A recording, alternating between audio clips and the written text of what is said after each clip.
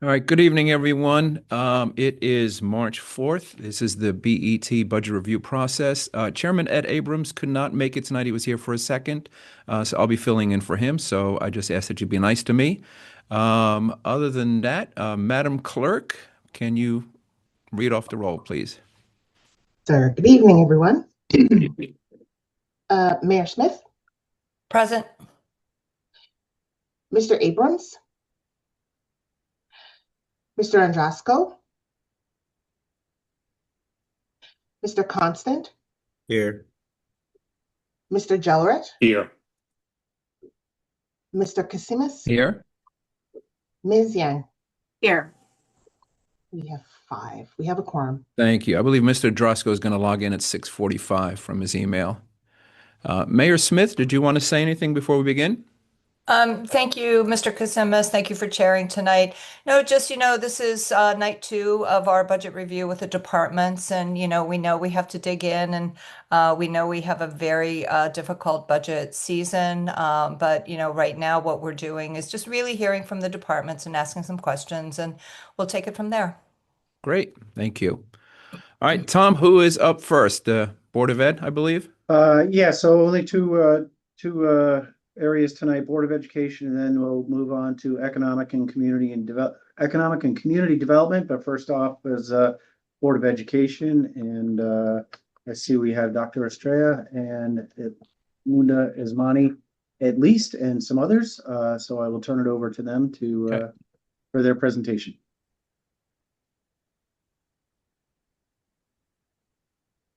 Okay, who wants to start? Superintendent's gonna kick us off. Okay. Okay, Mr. Osmani, are you gonna display the presentation first? Yes. Thank you.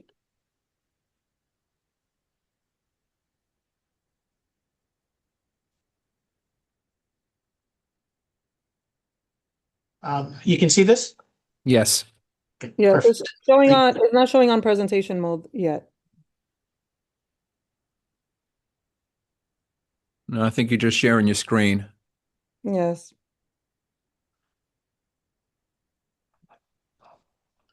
So, which screen is showing? Linda, the presentation is showing. It's just not showing as a slideshow. So maybe click on it again and then do from the beginning. Okay. Or stop sharing and reshare.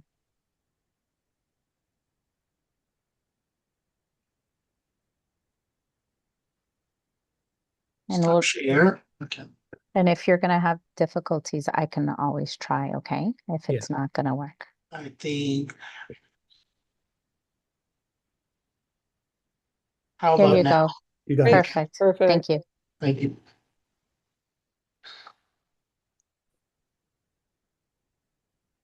There we go. So good evening, members of the BET, mayor, and community at large. I want to thank everyone for joining us this evening as we present to members of the BET our FY 26-27 BOE tentatively approved operating budget. I just want to start off by saying that this is a maintenance budget. Our focus has been to preserve the systems and structures that have proven to uh, yield the progress that we're seeing thus far in terms of our students' achievement and the great things that are happening across our organization. The budget that we're presenting this evening is a maintenance budget designed to sustain the momentum and continue improving the outcomes of our students. As you've seen throughout the past 5 years, as we put into place our strategic plan in collaboration with many elements of the efficiency study conducted in collaboration with the city, we have seen sustained and continuous progress across all academic areas for our scholars. Most impressively, we've seen close to 93% graduation rate for our students. We've seen increases in our multilingual learners and students receiving special education services. Even they have attained close to 10% gains in terms of the number of students that have been graduating across the system. because of the progress that we've also made around reducing chronic absenteeism, establishing social emotional learning practices in the organization. The state invited us a number of times this year to present at the state level how we have attained such positive outcomes. But in order for us to do that, we have to continue to operationalize and systematize things in the way that we've had in the past. And in order to do that, we need to continue to receive the funding to enable us to do that. So in in order for us to establish this budget, there were a number of things that we did. One, we collaborated with the mayor's team alongside ours to look at not only what were the needs within our organization, but thinking collaboratively with the mayor's team about the overarching needs for the system at large. We had a number of community opportunities to solicit feedback from our families through surveys, town halls, workshops, budget presentation, and a number of listening conversations that happen alongside board members and other constituents. This enabled us to gather the information we needed, not only to align it to the things that we already knew as a system were working, but also to keep in mind those things that our parents kept top of mind and felt that were essential for us to continue to have within the organization. As you already know, there are a number of elements that are beyond our control as we thought through this budget: special education costs, healthcare costs, and many of the limitations that we're facing now around grant acquisition. One, the number of grants that we have been obtaining over the course of several years have been diminished and in some cases have sunsetted. In addition to that, the ability to attain additional grants has become more difficult because of the strings attached that many of these federal grants have. And I think as a final note, I think it's important to highlight that a community's success is driven by the success of its schools, particularly because we are responsible for ensuring that our students thrive, and their success will ensure that this city and the city's future, most importantly, also thrives because they will be the leaders of tomorrow. So I hope that as you look at our presentation, look at the drivers that we will be presenting, you keep in mind the importance of sustaining a strong educational system so that Norwalk remains strong. I'm going to turn it over to Mr. Osmani to provide more in-depth insight in terms of our budget and the drivers that have led to our request of around 6.5% increase for our overarching budget. Mr. Osmani. Thank you, Superintendent. And I begin by sharing, you do have a copy of this book as well. We distributed that to you, I believe, towards January, or I think it was December or January, once the board approved the tender approved budget. But there is this QR code that can also be accessed. The book is available online. Included in this book is an introduction, similar to what the superintendent mentioned, but it does include an organizational section that talks about the public school funding. But there is a financial section that has line item detail. I noticed that in your past meetings, you've been reviewing those with the department, so you have that with you as well. The line item information that you have for the Board of Ed contains 5 years of general fund line item history, 3 years of actuals, the current budget that we're in, and the budget that we're presenting to you today. So there's 5 years of line item information for the general fund, 5 years of line item for the grant fund, and 5-year line item for the food services fund is included in the budget book. Additionally, we have an informational section. We're in the service of children. So we also talk about public school academic achievements, similar to what the superintendent mentioned. We include enrollment projections that we'll talk about and how they factored into this budget. We do include a 4-year summary of staffing changes.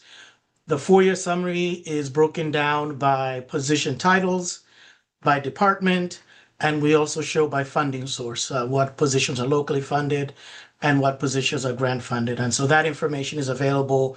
You have hard copies available online, and we're always available to answer any additional follow-up questions as you're reviewing these. Questions pop up, something that may not be covered in the book that you'd like us to follow up on. We're available and happy to provide some context. Just a snapshot, our student enrollment is just over 11,000 students as of October 1 this year. We're excited. We have middle schools, we have high schools. We recently opened our South Norwalk School that we're very excited about. We continue to have success within our school district. All of this, again, is contained in the budget book, so I won't belabor it. Our budget cycle is similar to the city's budget cycle. We begin budget development around September, October. We begin in September by looking at the year that just ended. By then, we've closed out the books. Our independent auditors are here auditing our year end, and so we have a fairly good sense of how we're going to end the year. So we begin by looking back at how we ended the year and start forecasting for the upcoming year. And then in November, we ask our departments, our central departments, to put in their budget requests for transportation, curriculum, education, operations, all of those support services. So we start building those budgets together. We look at our enrollment. And then in December and January, the superintendent puts forward the superintendent's recommended budget. After the departments submit their requests, we do sit down with departments similar to what you're doing now to understand what's driving their budgets, to make adjustments, and typically what the superintendent and ultimately the board approves is usually the dollar amount is less than what has been requested. And therefore, we do that initial vetting of the request and talk about timing of projects and programs and so forth. And then once the board approves the tentative budget in January, then we submit that budget to the city, and then we are now part of the city budget process, which is where we are now during that time frame. We also engage, and we're starting that process this week with our schools to start building what we call the student-based budget. So this is when we sit down with the principals. We have our enrollment projections provided to us. We have a sense of what the funding level is. Obviously, we cannot wait until the final budget is approved in May to start working on the schools. So we usually base our student-based budget based on the mayor's recommendation or the council's, if there's any adjustments from what the council has approved. So that's kind of in a nutshell what our budget process is like. As the superintendent mentioned, we have been working on efficiencies. This is something ever since 2022 when the efficiency study was published. I will share these slides with you, so I won't belabor, but we have in the areas of HR, operations, technology, when the efficiency study team came, they made some analysis. They gave us outcomes, what they found. We were able to see what our current situation was with respect to funding, collaboration. They had a number of recommendations that they made for us, and in each of these areas, we have begun to implement some of those recommendations on the HR side, operations, technology, in our curriculum and instruction, our student support systems, how we are effectively building our workforce pathways, developing our curriculum. Let's see, where am I?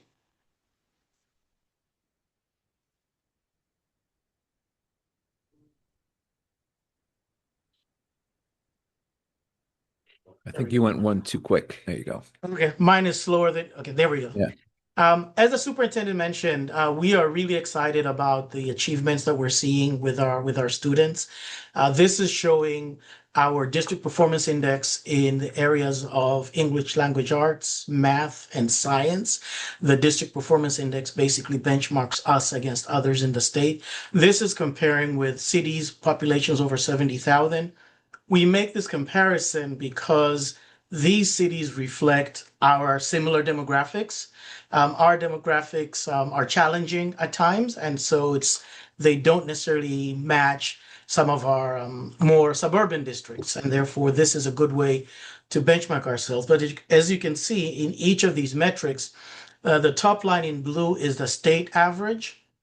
And below, we list the cities that make up this cohort in rank order from 2025. And you can see that in all of the metrics for the District Performance Index, Norwalk ranks ahead of all the other districts. Are we there yet? No, there's quite a ways to go, but I think this showing it this way kind of shows where we are in relation to communities that are similar to us and have our challenges.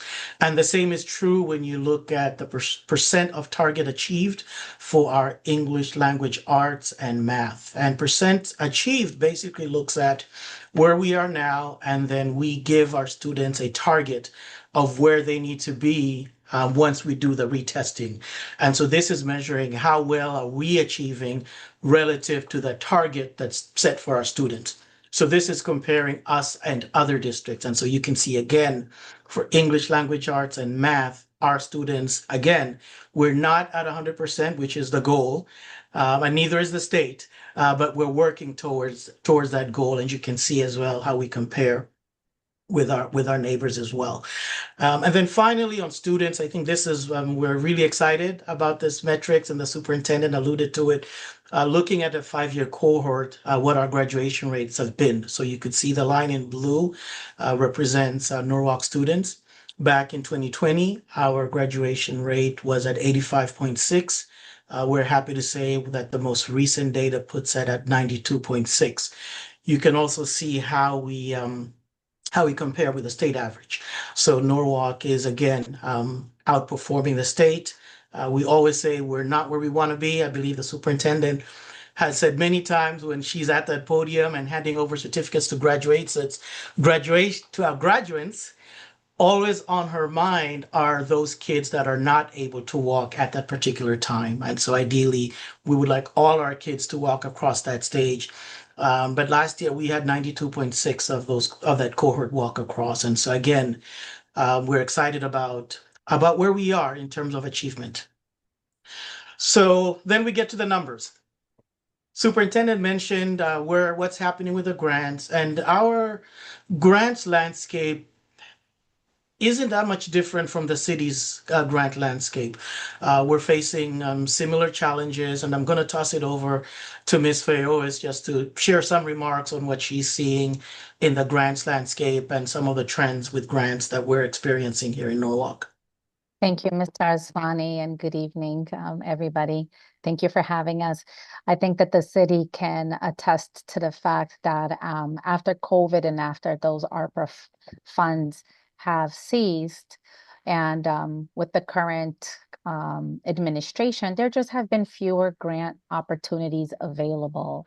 At one point, our grants budget was 35% of our overall funding.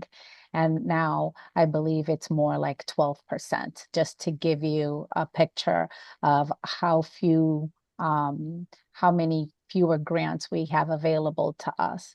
The other thing that the superintendent mentioned is that even though there are some grants available, and there was one that we were going to apply for in collaboration with the Norwalk Police Department, it comes with some fine print where you then have to collaborate with Homeland Security, and we don't know what that collaboration entails. So there's been a lot of hesitation around the grants that are available and the purposes for those grants.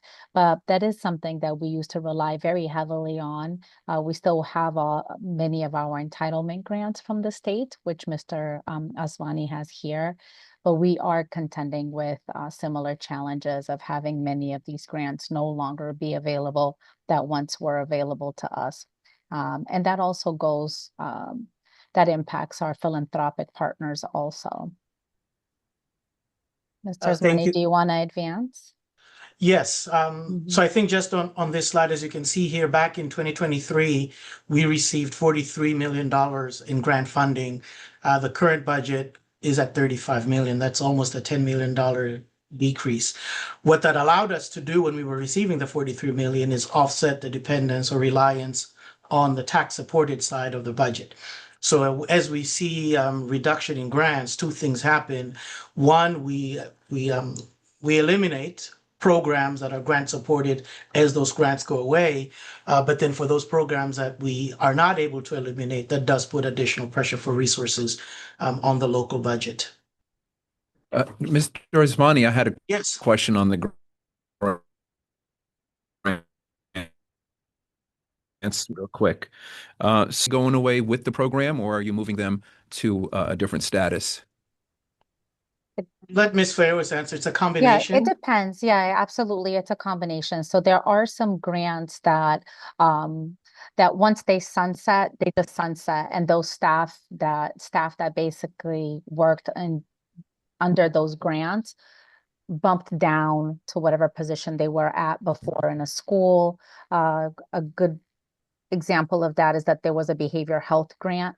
So a lot of those programs then just were eliminated, like a lot of those services. And there was a resident within our central office staff that worked in service of that grant. And so that one was just eliminated. There are other grants that the commitment has to be that the city or the BOE then absorbs the program.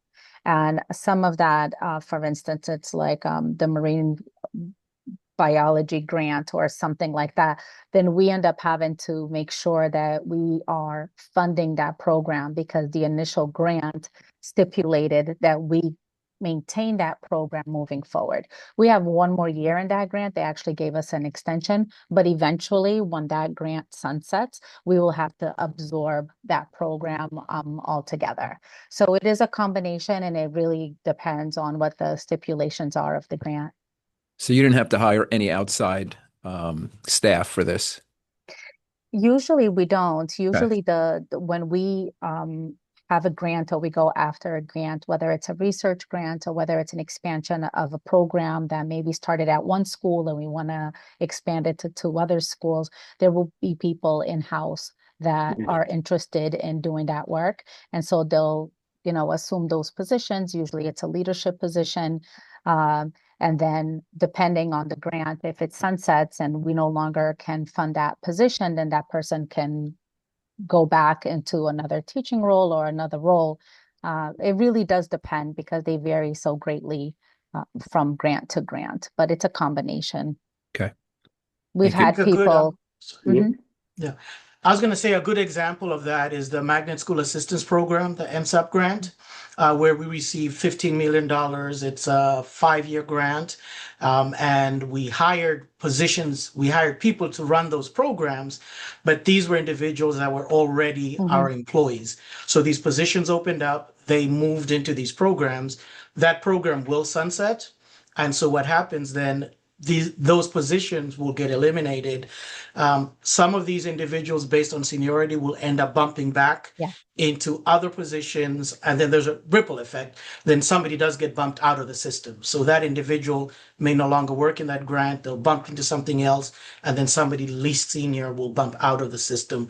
But most of our grants are like that. We tend to retain our existing employees to manage these programs, and then they bump back to their old roles when the programs expire. But I think one thing that's important to note is that many of these grants are designed for the initial launch of a practice, and the expectation is for you to maintain and sustain that personnel past the life of the grant. Because the idea with many of these grants is for you to develop the processes that potentially yield positive outcomes and that you sustain them. So it's not always intended for you to dismantle what has been created. In many cases, it's meant to the system to have initial funding to initiate the process and then sustain. So you do keep the programs going. Yes. The mixture. Some stay, It's a mixture, some go stay, some away. go. Okay. But if it's programmatic, like curriculum, then yeah, you wouldn't all of a sudden eliminate it because the grant sunset. But if it's services, you may be able to not offer those services anymore. Okay. Mr. Chairman, Yes.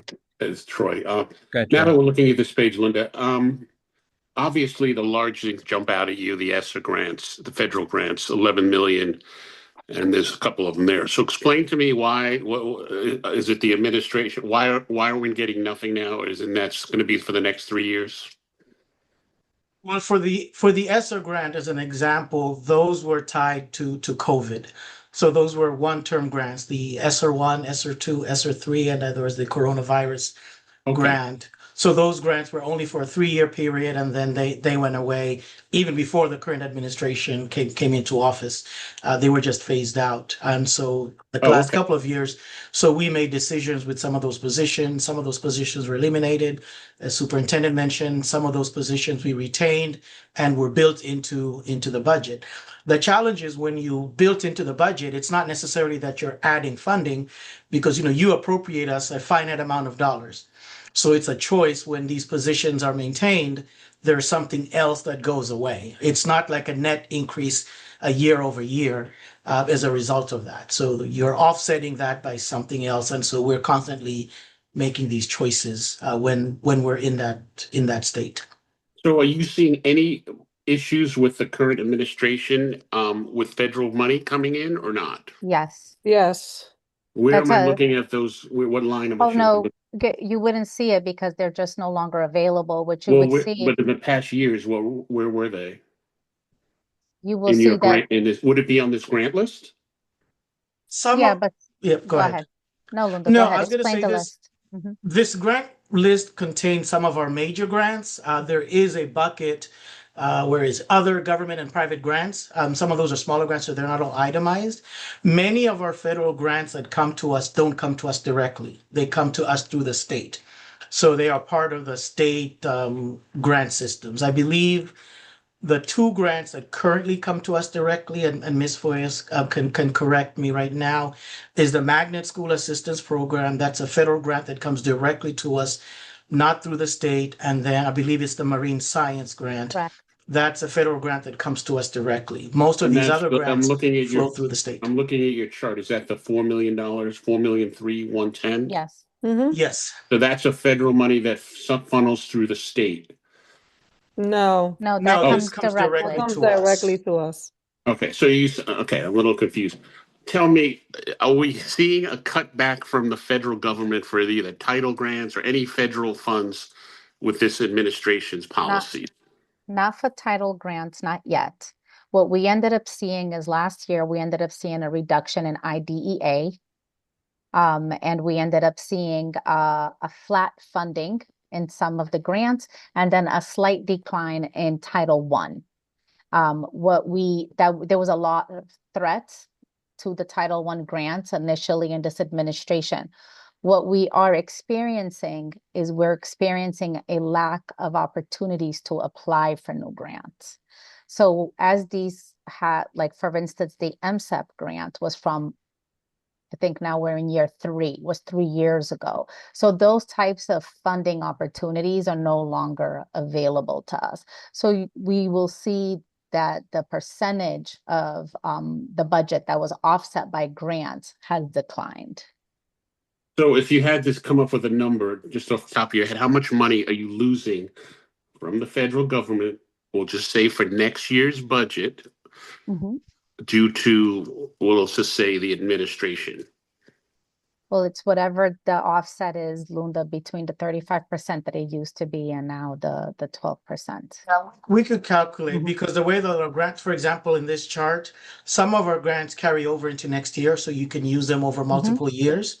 And so you could see, for example, if you don't expend, like the magnets grant is a good example.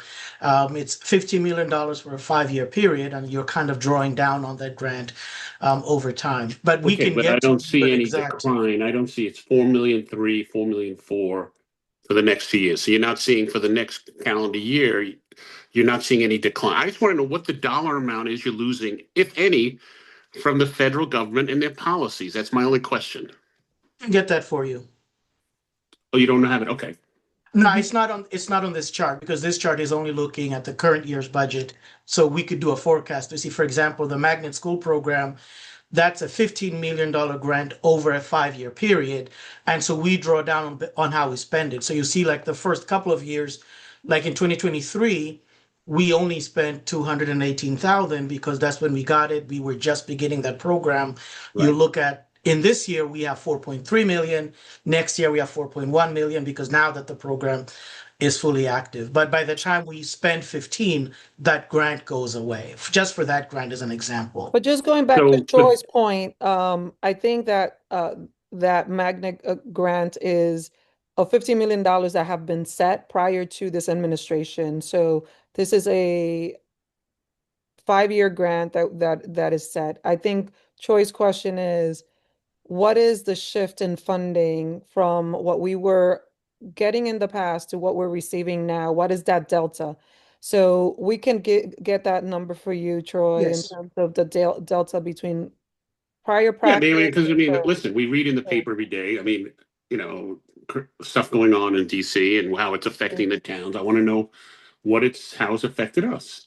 The So, other so we, question is, yeah. on that $15 million grant, you said that magnet grant, you said that you draw it down at your discretion, so you don't have to take it equally each year. So in other words, if you wanted to take the remaining balance, which looks like it's about, you tell me what the remaining balance is after next year. So 4 the million, way, 4 million, yeah, three, so you have three. So you could take it all down there's no discretion. You don't have to do it there's no set no, amount you could take. There is there discretion. is, because the way that these grants work, they're reimbursement grants.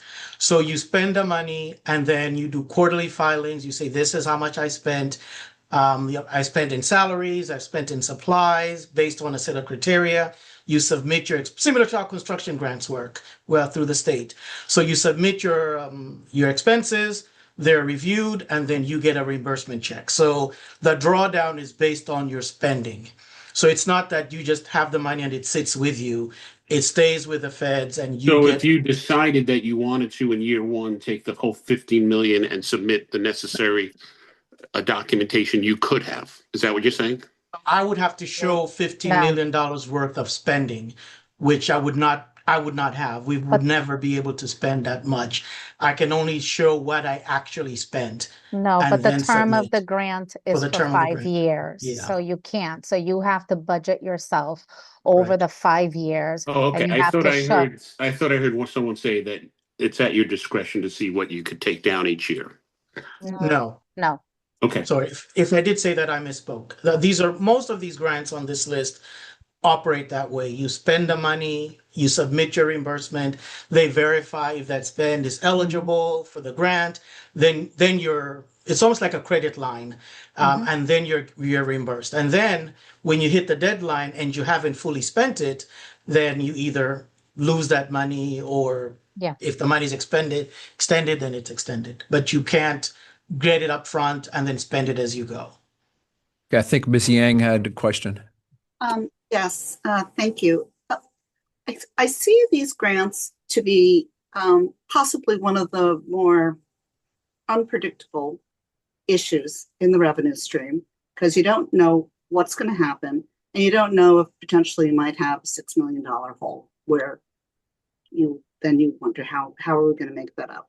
Could we take those grants and perhaps you have this done already, you probably do, is actually project them out for the next 5 years, because I heard some mention of 5-year grants, and to see which ones, sort of like a waterfall, where which ones are probably going to come off. And so that's the baseline.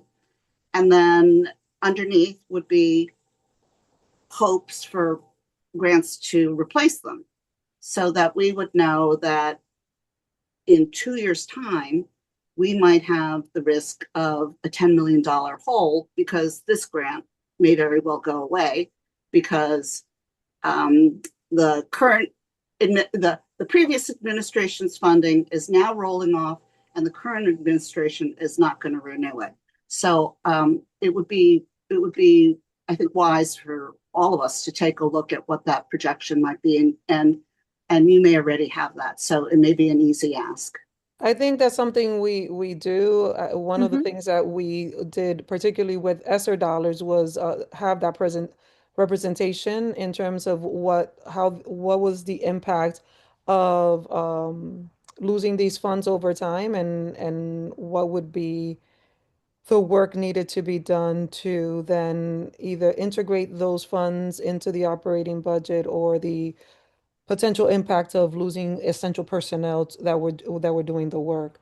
One of the challenges I think we have now in terms of the predictability, particularly around the title funding, is that it's not as predictable as it used to be, but we can definitely build something which we have already.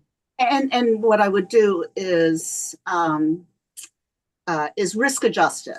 It's almost like this is high risk, this is low risk. We know. So I know you won't be able to have the crystal ball to know where it's going to go, but at least we can see. But it's something we can see over time what the impact is, which we've And, done.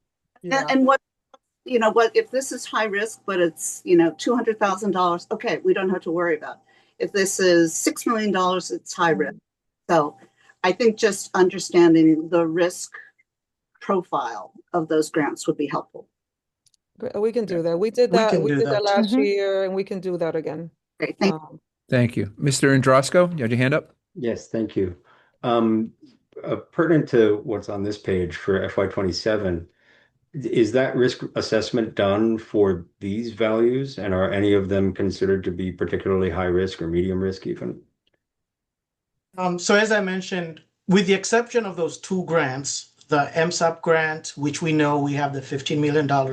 So for FY27, there is minimal risk to that one. The marine science grant, we already know that grant is sunsetting. So anything we're projecting on this includes that risk. And Ms. Fay was talked about that program going away.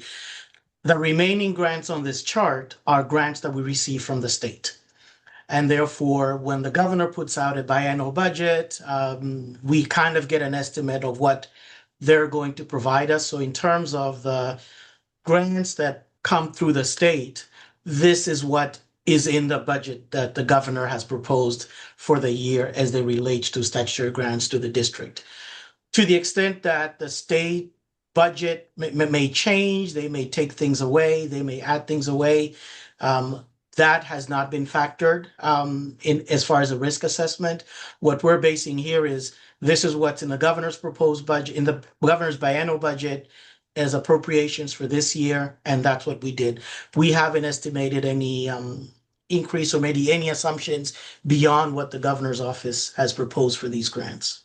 Gotcha. Would you say that the 26 approved versus revised is a good guide to say that generally these things stay pretty close to what the approved projection was? I would say so, for the most part. Occasionally mid-year, we would get a grant award mid-year. And so once we receive that, we would revise our grant budget, that revised column to reflect a new grant that we received mid-year. So that's part of the revision. But I think for the state grants, for the most part, once the budget is approved at the state level, we tend to receive what has been approved.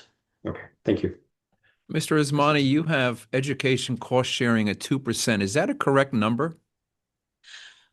Yes. So the ECS has two. I'm trying to find where the other one is.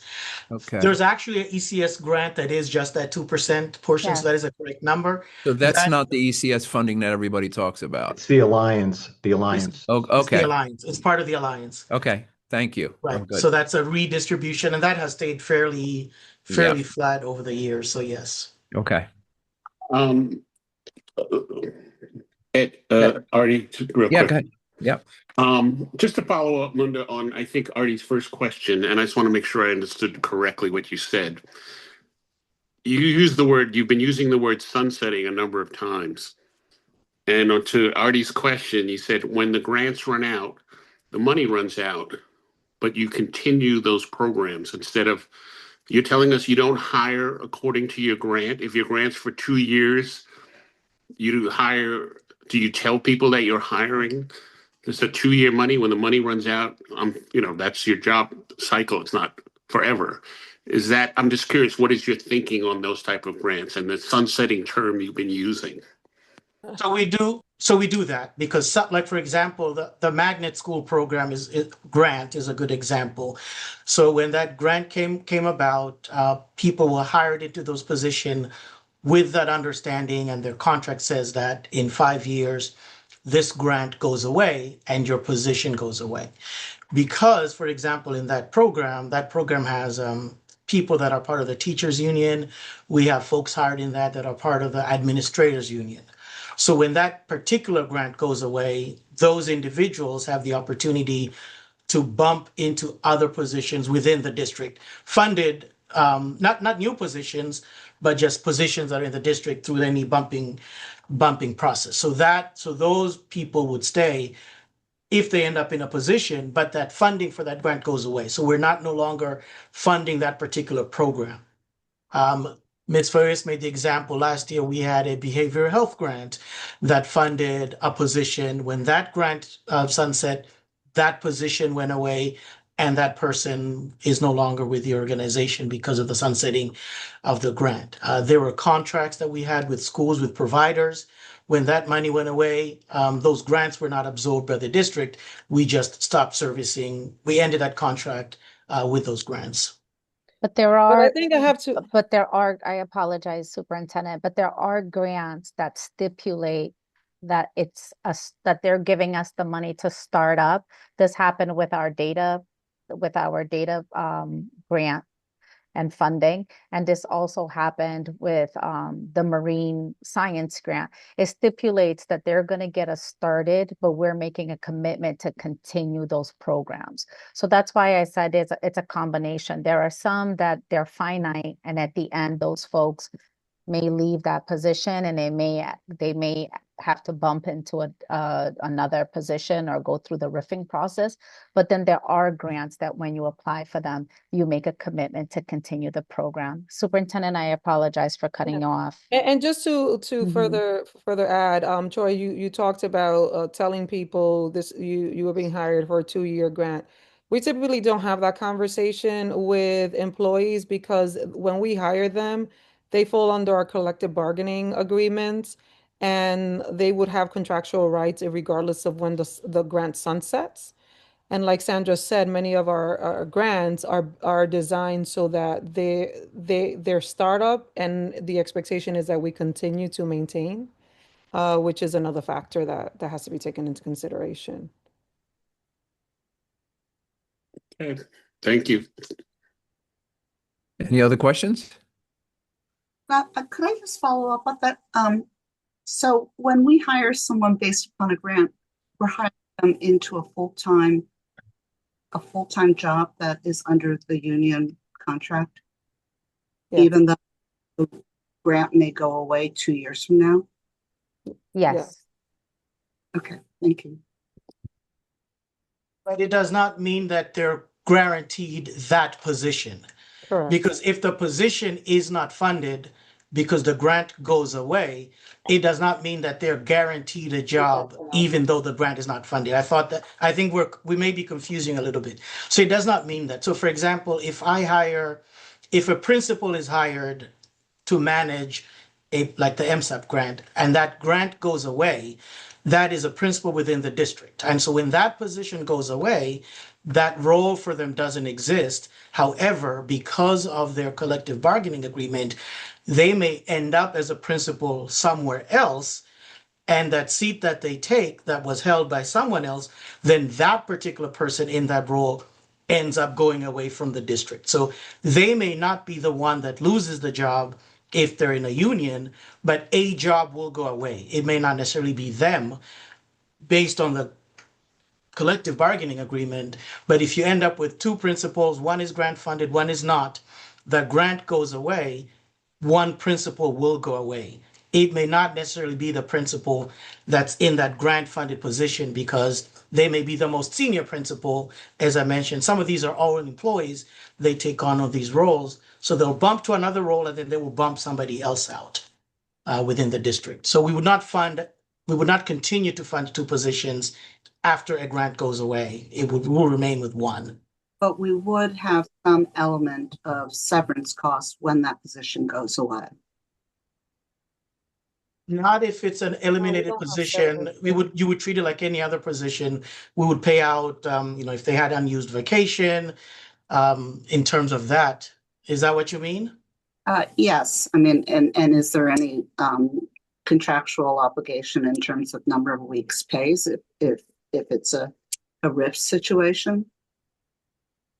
It, well, it's governed by the contract, and so there isn't necessarily stipulated, if your position is eliminated by law, if you have unused vacation, we'll pay out your unused vacation. If there's sick time, you would get paid out sick time. Our contracts put them on a wait list. So for example, if a position opens up, let's say if another principal leaves because of retirement, we have one principal that was laid off and I keep using the word principal, an employee.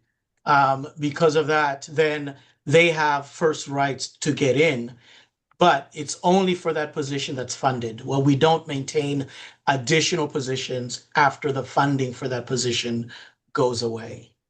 And there's no severance, like the way in the private sector that they have severance packages, we don't have severance packages in, Okay, that's all I, yeah, there's no such thing as severance packages in in the public sector. It's because we follow different rules, particularly guided by our collective bargaining agreements. okay, great, thank you. So just Linda, one more follow-up. Sure. So is you're looking at a risk return situation here. Is it worth, what percentage of those grants require, Sandra keeps saying, requires that the program stays in place after they give the seed money? I would Maybe a say, good example, Sandra, maybe you could talk, like the marine science is maybe an example of one that it's an I know, but initiative. I But don't he's think that, asking about I our think he's percent. asking the percentage. I think that, Troy, I'd say maybe 1/3 of them, because we have a lot of these are entitlement grants. What entitlement grants are the ones that you see repeated over and over again, and the monies get funneled through the state. Those we qualify for because of our high poverty rate, right? So those have a different set, and those make up the bulk of our grants. So I would say competitive grants, which are grants that you are actually competing with other districts and you're writing up what the startup program is and why they should give you the money because we have the appropriate atmosphere to do a marine science grant.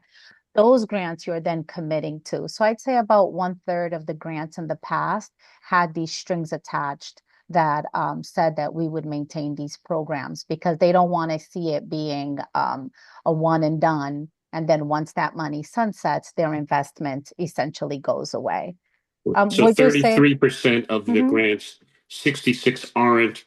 It just seems to me, Linda, that you boxing yourself in on these grants, at the end of 2 years, 3 years, you hire Well, somebody for 25 years. I mean, Well, and that and I the don't see how criticism always, or I is think it the catch worth. 22 is that we often get asked what grants are we going after and what are we competing for to offset the dependency on the taxpayer. So I think sometimes what we like to point out is that we can go out for these competitive grants and we do seek them, but sometimes they come with these other Strings strings attached, attached that Mhm. end up and it's also a short-term gain and a long-term issue, and a it's sometimes it a But sometimes it budgeting can. nightmare for you, Linda. Mhm. I'm imagine. But I think, Troy, one of the benefits of these seed opportunities is that, particularly when we don't have the resources to fund certain services that are critical and essential to support the student body, it offers us an opportunity for a period of 3, 5 years, whatever the term of the grant is, to provide essential services that we desperately need in the Yeah. organization. When you look at the grants that were sunset, and we didn't actually maintain the staff because we partnered with Mhm. one of our community-based organizations, we needed support around social emotional learning. And we had grants that already sunsetted last year, but provided those essential services for us for a period of time that we critically needed them. And that's a good example of how these grants afford us the opportunity to bring in resources when we might not be able to afford it otherwise.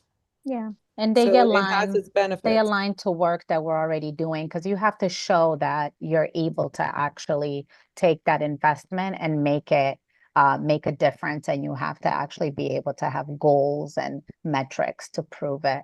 But I hear what you're saying, but they do align with other work that's already happening. It's supplemental. And one of the challenges that you are bringing to life is not going to be much of a challenge right now because we don't see any competitive grants that we can seek or compete for at this point in time because of what was articulated earlier with some of the strings attached with some of these potential opportunities. Right, All maybe. great questions. Troy, you got more? No, No, I thank guess you. another way to Appreciate it. look at it is, for example, police cameras, right? So this could be a policy that as a city, we want to do police cameras. If a grant becomes available that provides funding for police cameras, if this was something that was in line with the strategic direction of the city, you would apply for that grant. And then when that grant sunsets, if this was something you wanted to do, you would accommodate that. And so this is similar to some of these programs that we're talking about, whether it's behavioral health on the board side. Thank you. I know there's a lot more presentations, so Mr. Zmani, you may continue. So just to recap where we were last year, we met with you last year, and this is a slide that we shared last year. We had submitted, the board had approved a 9.7% budget request. We continuously update, revise our numbers. By the time we had met with you, we had an additional $2.3 million in expenses related to health insurance. And so we were actually at a 10.7% need. Even though the initial request was 9.7, the BT set a cap of 4%. At the time, we were looking to reconcile $15.6 million. And we went through that process, and midsummer, there was an additional $4.5 million appropriated that left us with that $11.1 million difference. And we approved that budget, and that's how we got to that. The total appropriation last year was 5.9% over the prior year. Part of that $4.5 million was we were able to reinstate these positions that we would have otherwise not been able to do. And the difference last year, we were asked earlier, why did the Board of Ed include that $4.5 million? You'll recall that for this year was the third year where we've had this supplemental appropriation from the city. The first 2 years, FY24 and FY25, we were asked to provide a list of contracts one time. Those funding or those expenses were managed directly by the city. So essentially what we did, we took our bills, handed them over to the city, and the city paid those from the city's existing, whether it was a grant. I believe these were grants that the city received. This year was different with a $4.5 billion because this money was to reinstate positions. So this funding level was one appropriated to the Board of Ed, and it was part of our revised budget, and it was distributed to the schools. And so that's why this year, compared to the years before, the $4.5 million was part of the base because this was an actual appropriation that was transferred to the Board of Ed, unlike the prior years. And this I'm not going to go over, but these are the schools that received that $4.5 million.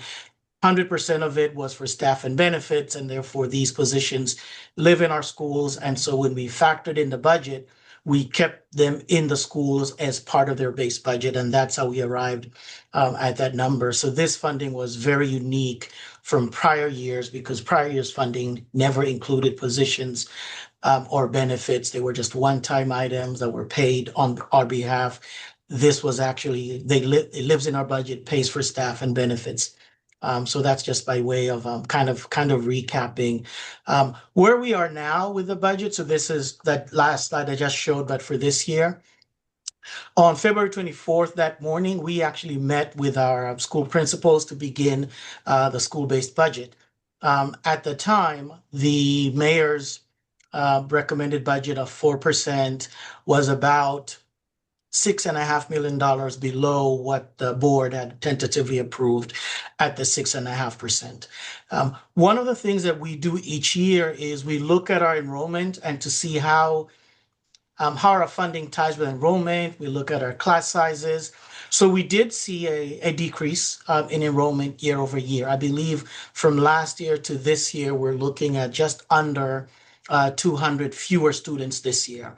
So the first part of this process is we started looking at a school by school review, looking at the number of sections, looking at the number of teachers, and to start what we refer to as right sizing based on enrollment. And so from that right sizing exercise, we've reduced a number of sections at the elementary schools, and we are also looking at middle and high schools because we're also seeing enrollment decline there.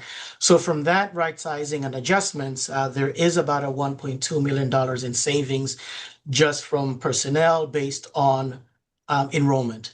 So you take that away from the $6.5 million reduction, that left us with a $5.3 million gap to reconcile to that 4% that the mayor had recommended. So as we met with the schools, we had set targets in how do we get to that reconciliation. So we would have had to go back to the schools to get an additional $2.3 million just based on enrollment, just because that's where our expenses are. From the non-school budgets, these are other areas, whether it's transportation, our school meals program, and just some other areas that Ms. Ferris will talk about. We were looking at making about a $3 million reduction from that allocation to get to zero. Fortunately, that evening, the council approved a cap that allowed for funding that is about $2.2 million, just shy of what would have been targeted reductions for our schools. And so what we did then, we had a follow-up meeting with the principals and we said, look, we have an update on the budget. A number that we need to reconcile now is no longer the $6.5 million.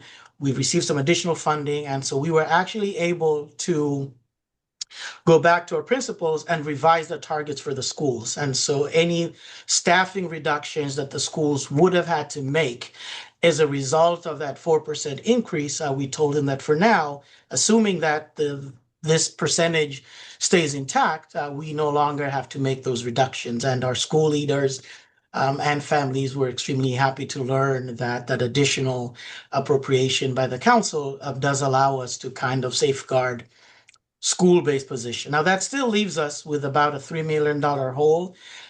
There are positions and programs that are in support of schools that will be impacted as we move forward, but then that is part of this reconciliation exercise. And as we go through this budget process, we will share some additional details of how the Board of Ed moves forward and what are some of the options that are before us, because it is still a significant delta from what the board approved and what the where the council is right now with the cap. So with that, I do want to spend some time and have members of the team talk about some of the drivers that are driving the budget. I do have an update for you with our health insurance numbers that we received, and I think it's important that you, as the Board of Estimates, become aware of that as well. And so with that, I'm going to toss it to Mr. Pennington. Hi, good evening. So two areas in terms of specialized learning. One is in our high school, and that is to develop a high school specialized classroom called the Momentum Classroom, which will serve 12 students in a full-day program. This program will support students with externalizing behaviors. Currently, we do not have an externalizing behavior program. So if a student has those needs, our only option is to currently outplace those students, which is at a much higher cost. And so if we are able to develop this program, we would then be able to bring students back from out-of-district placements, which would instantly be a savings to be able to run the program. Do you The have that other- cost, by the way? I'm sorry, say that again, Mr. Do you have Kasimis? that cost, what it costs? So it costs $450,000 to open the classroom because the classroom will have one special education teacher, two registered behavior technicians, one mental health provider, which is either a social worker or a psychologist, and then they will get a BCBA support. And what are you paying now for those students outsourced? So every program has a different cost, and so it can range from $70,000 per student up to $200,000 per student. Wow. Okay. So The the 12 students at 70,000 we'll use as a number. What is that? It's over $1 million, close to $1 million. it is, and I don't know if the 12 students will all come from out of district placements back, because we also have students who may qualify for this type of program that are currently in district, that if we didn't develop this program would also go out of district. Thank you. Absolutely. Another area is the state offered a new Smart Start grant to expand pre-K programs, and we were awarded two programs, one at Wolf Pit and one at South Norwalk. And so the funding coming per student is $6,500, and we can serve up to 26 students. However, to run two classrooms, there is a variance of $121,000.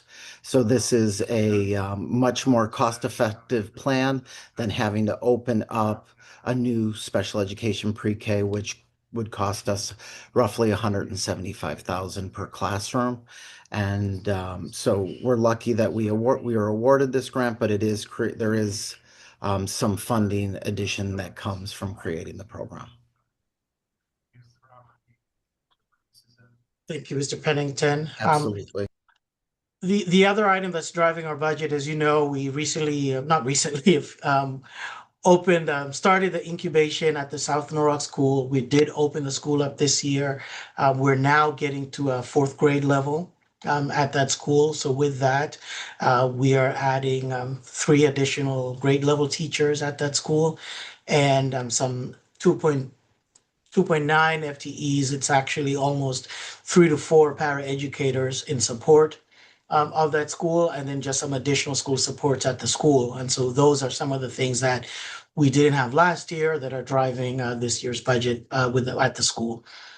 Service contracts really is the transportation of our students. Our transportation budget is anywhere between $12 to $13 million a year. This includes the typical yellow buses in the morning and in the evening during and after school, but then also transportation of our students with special needs, and then all of the other transportation needs of our students for extracurricular activities. We are seeing these are the 3 major contracts: it's Durham Bus Service, ECS Bus Service, and Relia Transportation. All of these contracts are going up about 8% year over year. What we did this year that was unique, and thanks to Ms. Fayos and her team, we actually were able to renegotiate an extension of our contract that was expiring.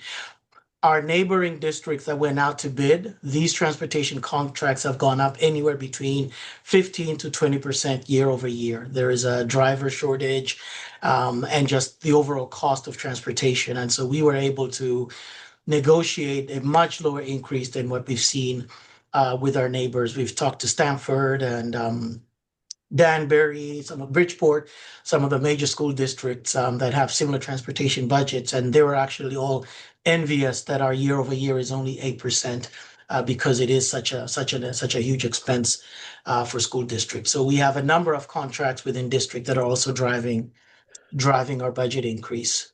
At this, yes. Excuse me real quick. Hold on. Hold on. That's on that slide. Yes. Are those South Norwalk staffing? Are those new teachers, new adds to the system? Yes. Because we Aren't the have kids? Aren't the kids coming from existing South Norwalk schools? And aren't those schools the other schools the kids are pulling from? Shouldn't they be using less teachers?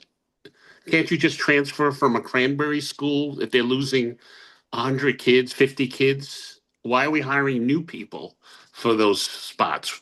It's just a movement of children, right? Ms. Not Ferris has unmuted, so necessarily. she'll address. Dr. Estrella, do you wanna answer? I saw you starting to speak. Well, if you wanted to say something, you can start and I can Okay, sure. tag along. Not necessarily. If you recall, before the school was even built, we had started to create a community school that was located at 46 Concord, which was the former Columbus Concord School. We started with 2 classes and then increased to 3 classes, and we started to matriculate those students up. So the students that are currently at the South Norwalk location were not students that were coming from other schools as of yet. Those were students that had, at that year that Dr. Estrella established the school, were coming from their neighborhood. Eventually, what you're saying will happen, which is we will start to actually, when you have all the grades, um, going through, we will start to see those enrollment adjustments, like Mr. Asmani said, where we will be reducing staff in other places. It's currently already having a little bit of that impact in some of our kindergarten classes in some places. So you will see that in some of the other schools, rather than having 3 sections for kindergarten, they may have 2 sections for kindergarten. But those students were not in other schools and are now being pulled into the South Norwalk School. Those students were matriculated 3-4 years ago into that 46 Concord location, and they all moved together to One Meadow Street extension.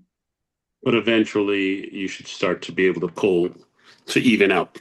Absolutely. It'll take, I would suggest, Okay. I would think that it'll take about 4 or 5 years once you're fully staffed. Mhm. Okay, thank you. And on the special ed, there's one thing. I just happened to be driving around town this weekend, and I came across in South Norfolk a new place called Cargel Academy. I don't know if you're familiar with that. It's in where the old brewery was, Sono Brewery. We were driving around. I said, "Wow, I don't even know what this is," and I looked it up. Are you familiar with it, Dr. Australia? And it seems Yes, to be a special ed situation there, K through 12. And the tuition, I think, is about $47,000 per child, and there's 50 children, and they want 50 children in there. Is that make sense? I don't know anything about it. I just looked at their website. How are they doing that? I think that they're serving very specific learning needs, and it's just another private institution providing services for students with very specialized needs. I am But trying we to wouldn't learn consider more. sending a child to there instead of at 70 to $80,000, which was said a few minutes ago. I Obviously, every It child is different. I depends. know every that. Yeah. every child is different, and Mhm. I don't the programs that we're trying to build are not the services that they are providing.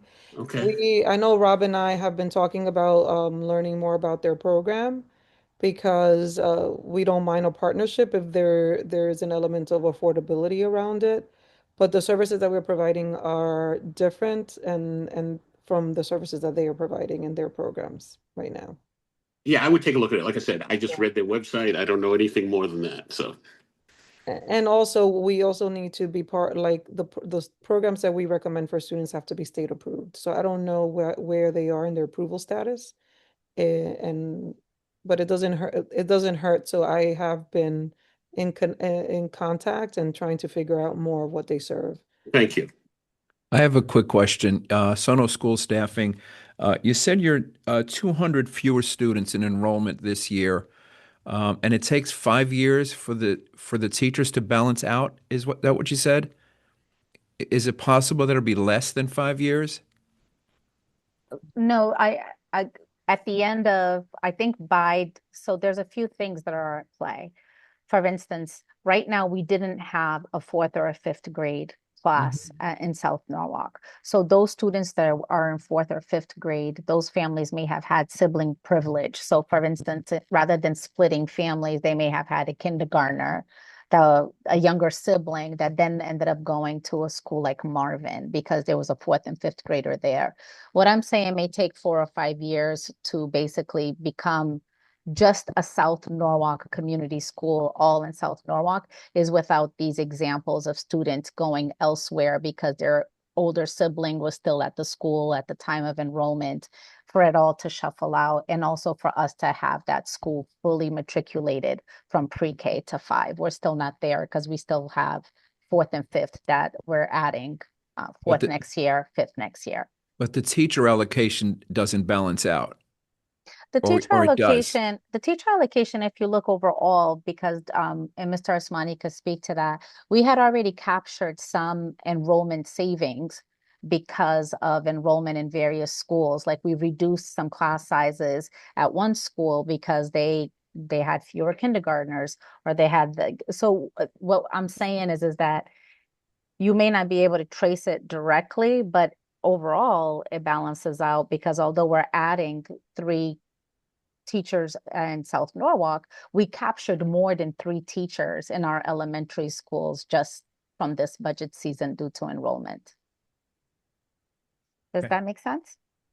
Sort of, kind of.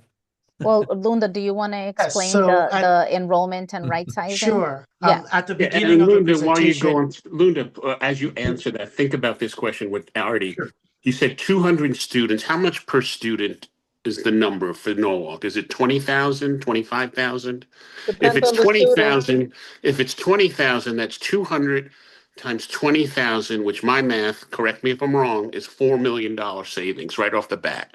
But you said something like 1.3 million savings. So where are we missing the connection? Okay, now you can continue. Sorry. Uh, sure, and the answers tie together.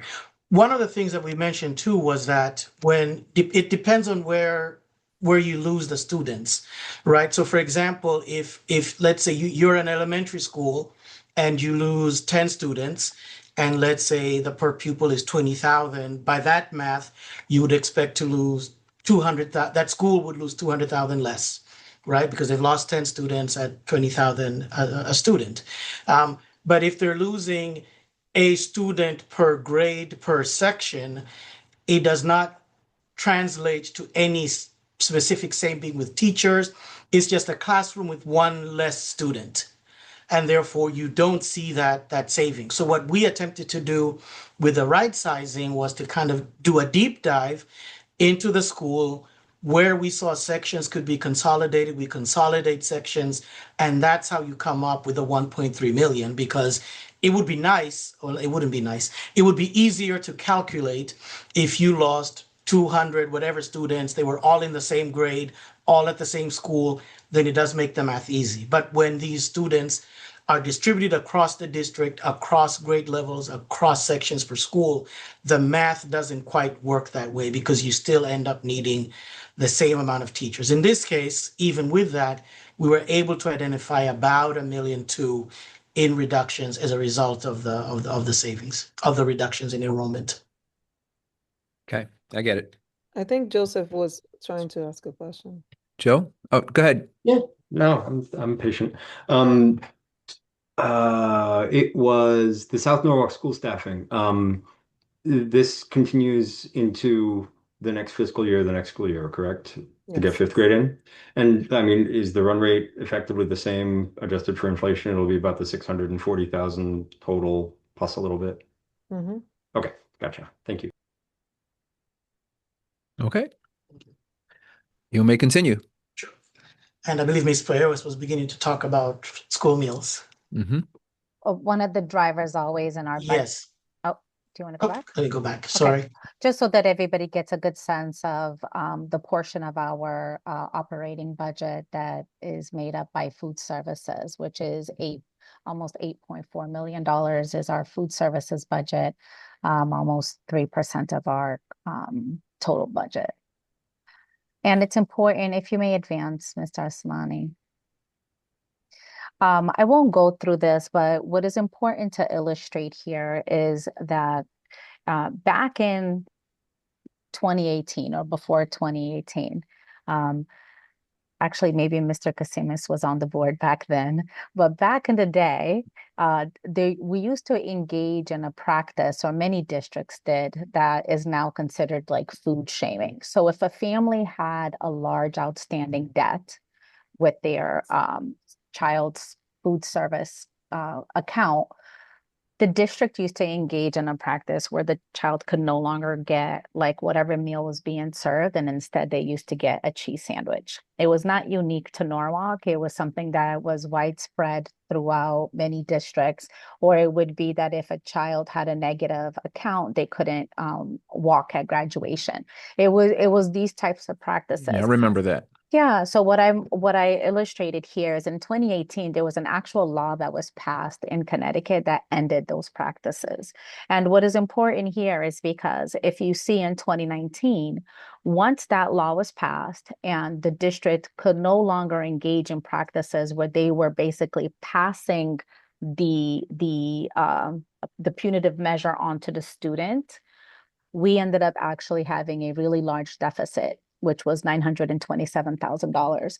That was the first year that the district saw a deficit of that magnitude. And it's really because a district is not a collection agency. So there's very little accountability for a family who has a negative balance due to food services. And by law, we serve the child whatever the meal is that is being served. We don't deny any child any meal, and that family just continues to accumulate a debt. Then we had COVID, and in COVID, meals became free. Even post-COVID, there was ARPA funding that was from the federal government that made meals free.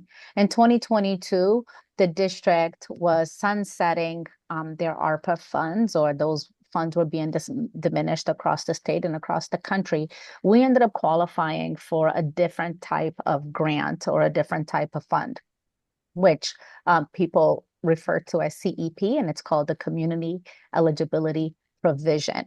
We qualify for this because of our high needs numbers or our poverty threshold.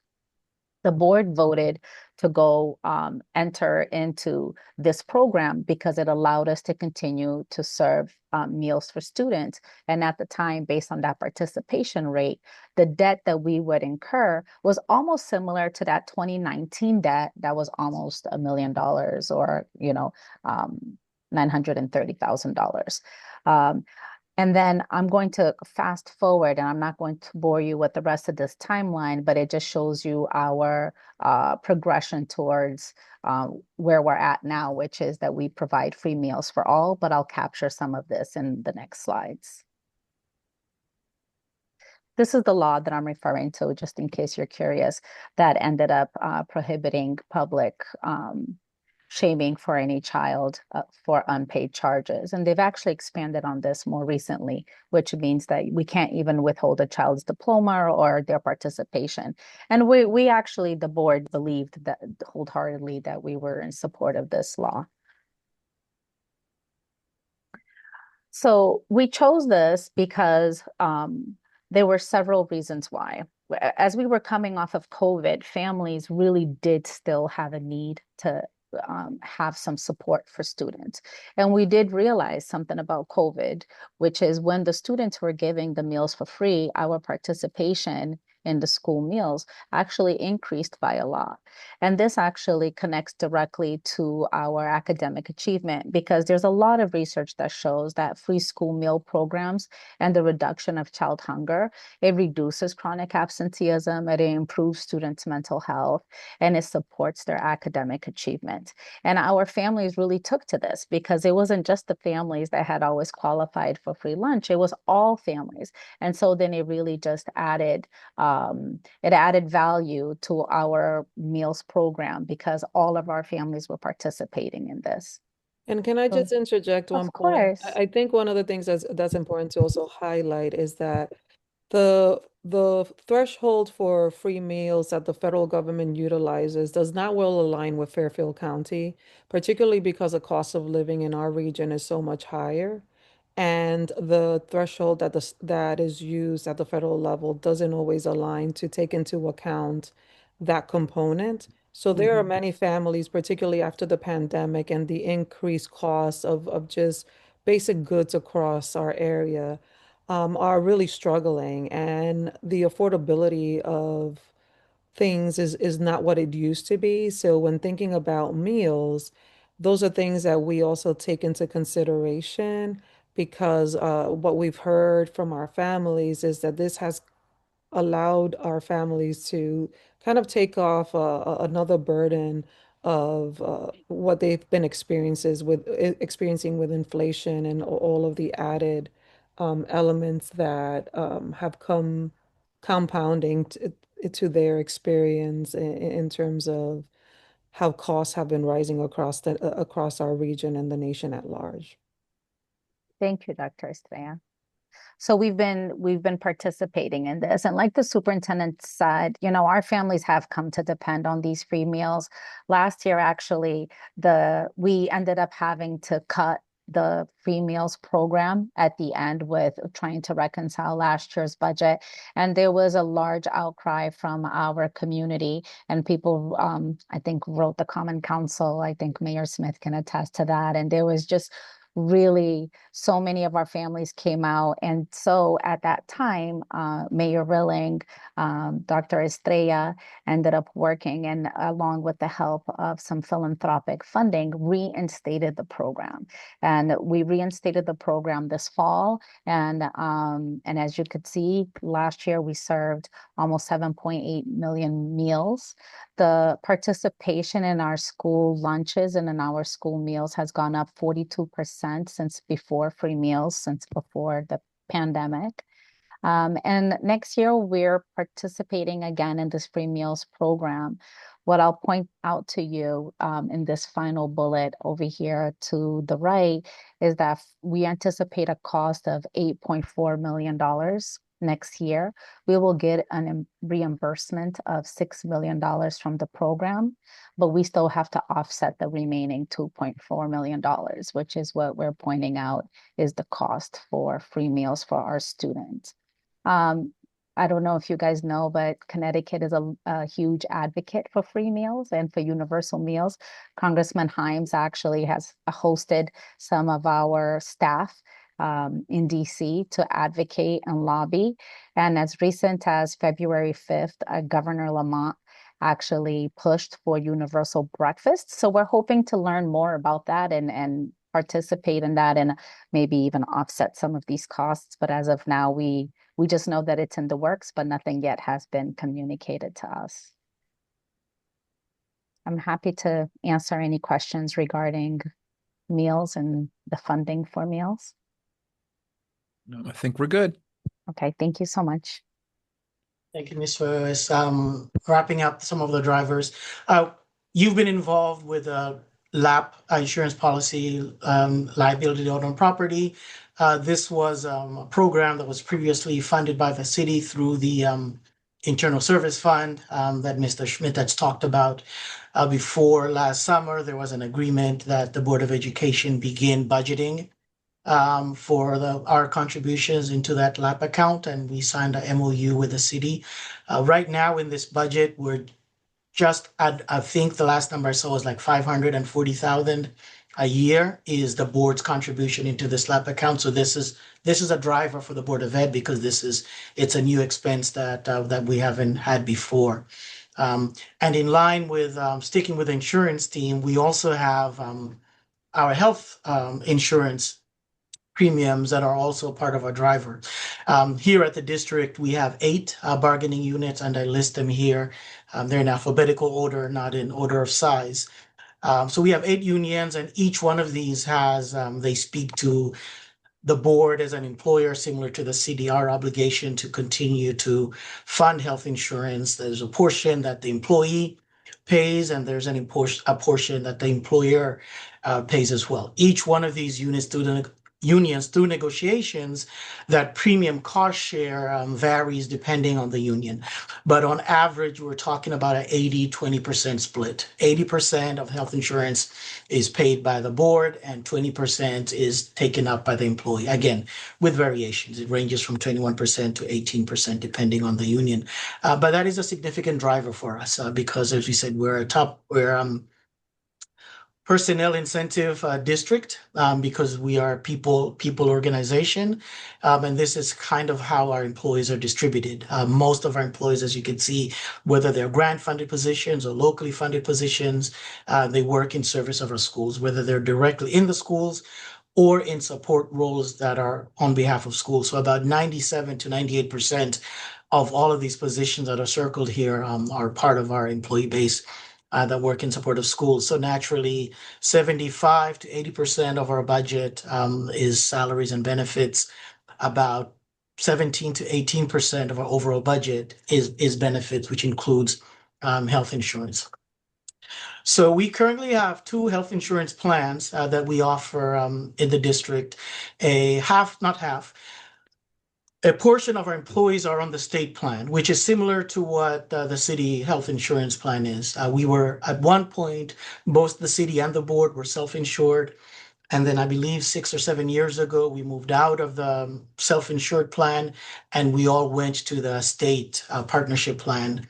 About 3 years ago, members of our teachers union bargained to leave the state plan and move to a high deductible Cigna plan. So we currently have two insurance plans that the board manages.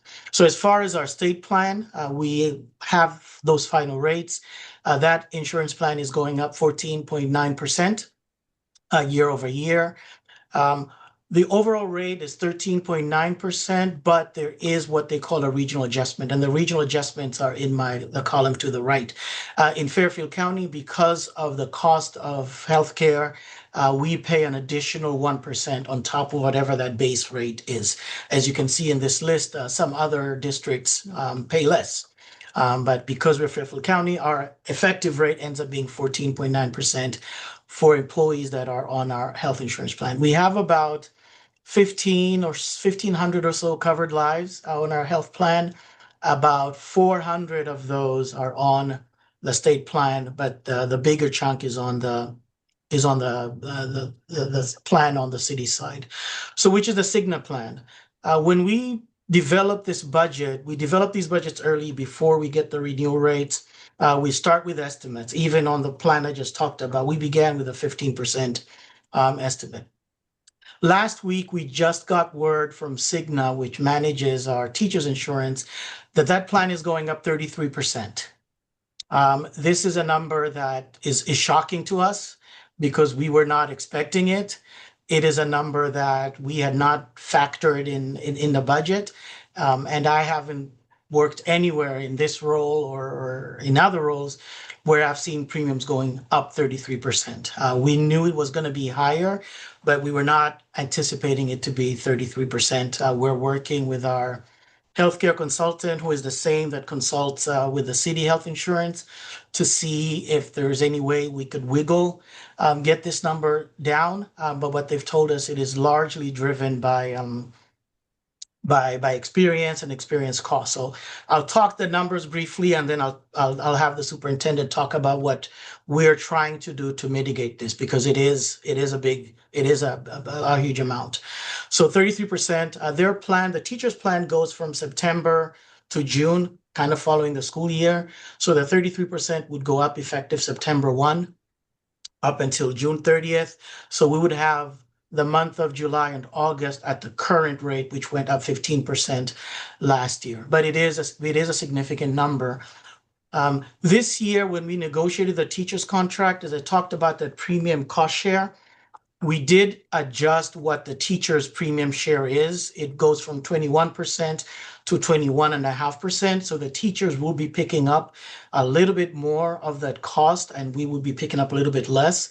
But it's definitely not going to offset that 33% rate that we're seeing. And then just by the number, so that you kind of have a sense of what that would look like. The first column here is the Cigna plan.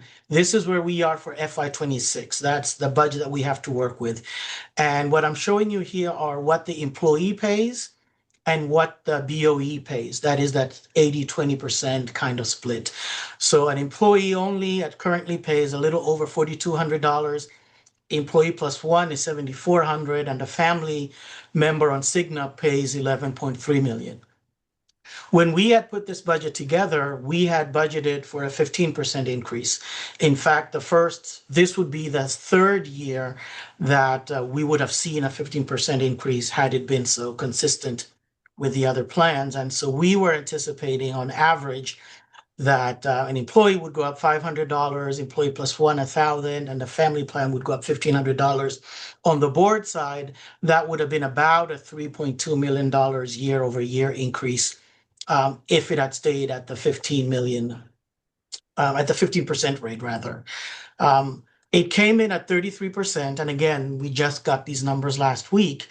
What that means from a comparison perspective is, whereas we had anticipated we would be $3.2 million higher, this would put us at $6.6 million higher than the current year, which is about a $3.4 million delta from what we had originally budgeted or expected. For the employees, this is what they would see year over year from what we had budgeted. A family member would go from the current 11,000 annual premium to a 14,000 annual premium, almost a $3,000 per year increase. So as you can see, this is quite a big hit, not only to us as the employer, but also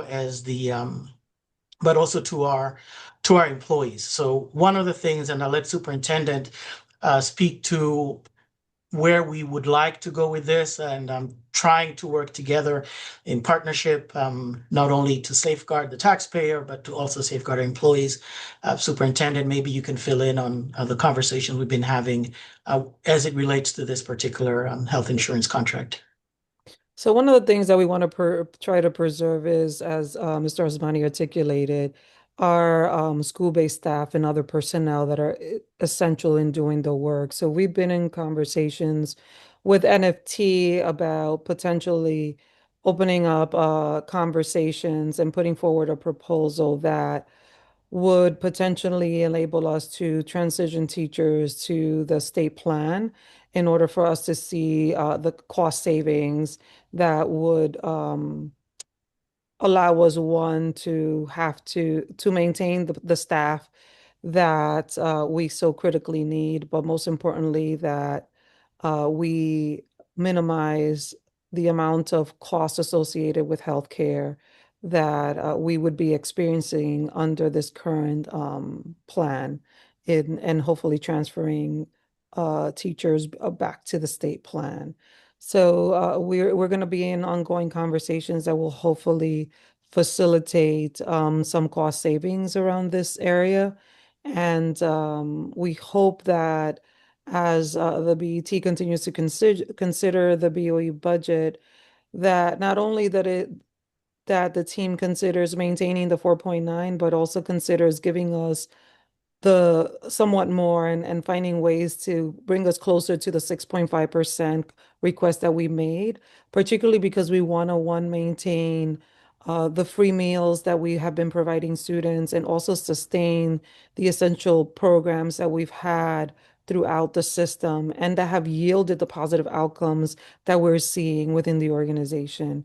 It's become very difficult to sustain the systems and processes that we've put in place that have yielded the positive outcomes for student achievement, with the ongoing need to reduce our personnel, and our personnel has been the one that has enabled us to yield the positive outcomes that we've seen throughout the scope of the past few years.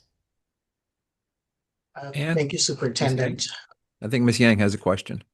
It's really more of a comment because we're facing this increase in healthcare costs of the city. And I think every family in Connecticut and in the United States is facing these types of healthcare issues. I think the healthcare plans are terrific for the city and the teachers. And my concern is that we ask taxpayers to come in, increase their taxes when they themselves may not even be able to get health insurance and are facing the same type of increases. So I only say that because philosophically, it should be some element of shared responsibility, and not just because you have these increases, it goes directly to the taxpayer. So as you think about your 6.5 million and trying to get there, I think if you could just keep in mind that the people who are paying for those premiums are be having a difficult time in paying their own premiums at home.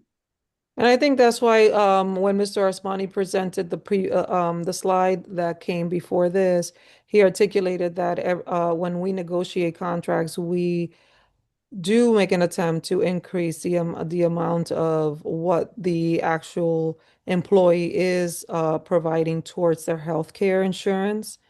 And we want to make sure that in this circumstance where we receive this unexpected 33% increase, that we collaborate with our bargaining groups to address this so that this doesn't necessarily have to be a taxpayer burden and that we can find creative solutions so that we can minimize this potential increase. That is terrific. That is exactly the way people should be looking at it. Thank you, Dr. Estrella. Thank And you. Doctor, one final question on that. What tools do you have at your discretion to try to persuade teachers to move to a more advantaged plan?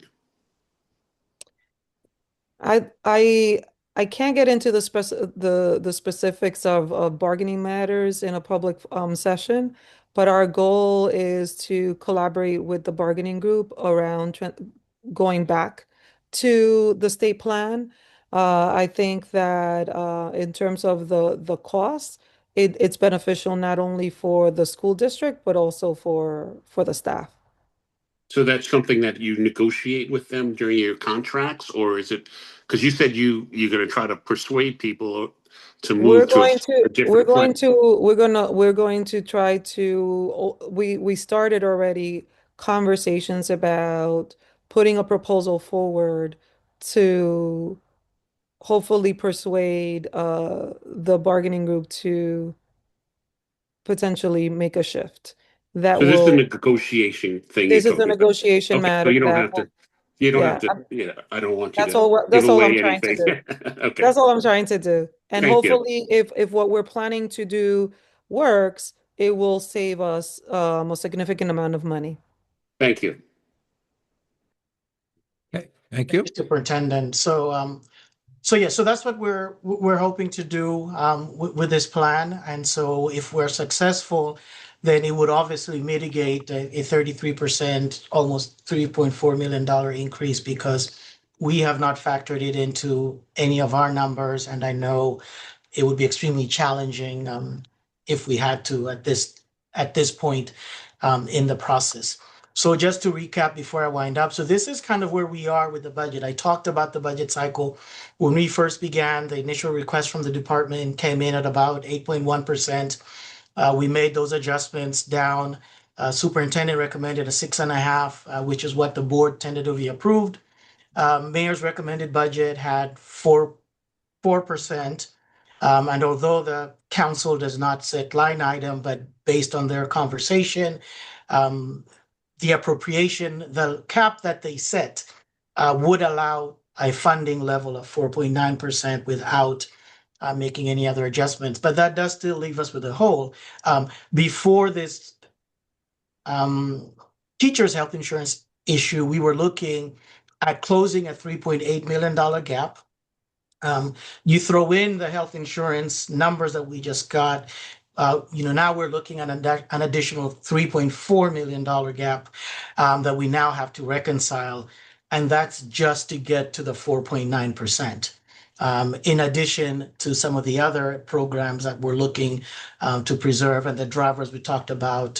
So this is kind of a summary slide to just kind of share where we are. This information you have, so I'm not going to go into detail in terms of how the pie of the BOE budget is.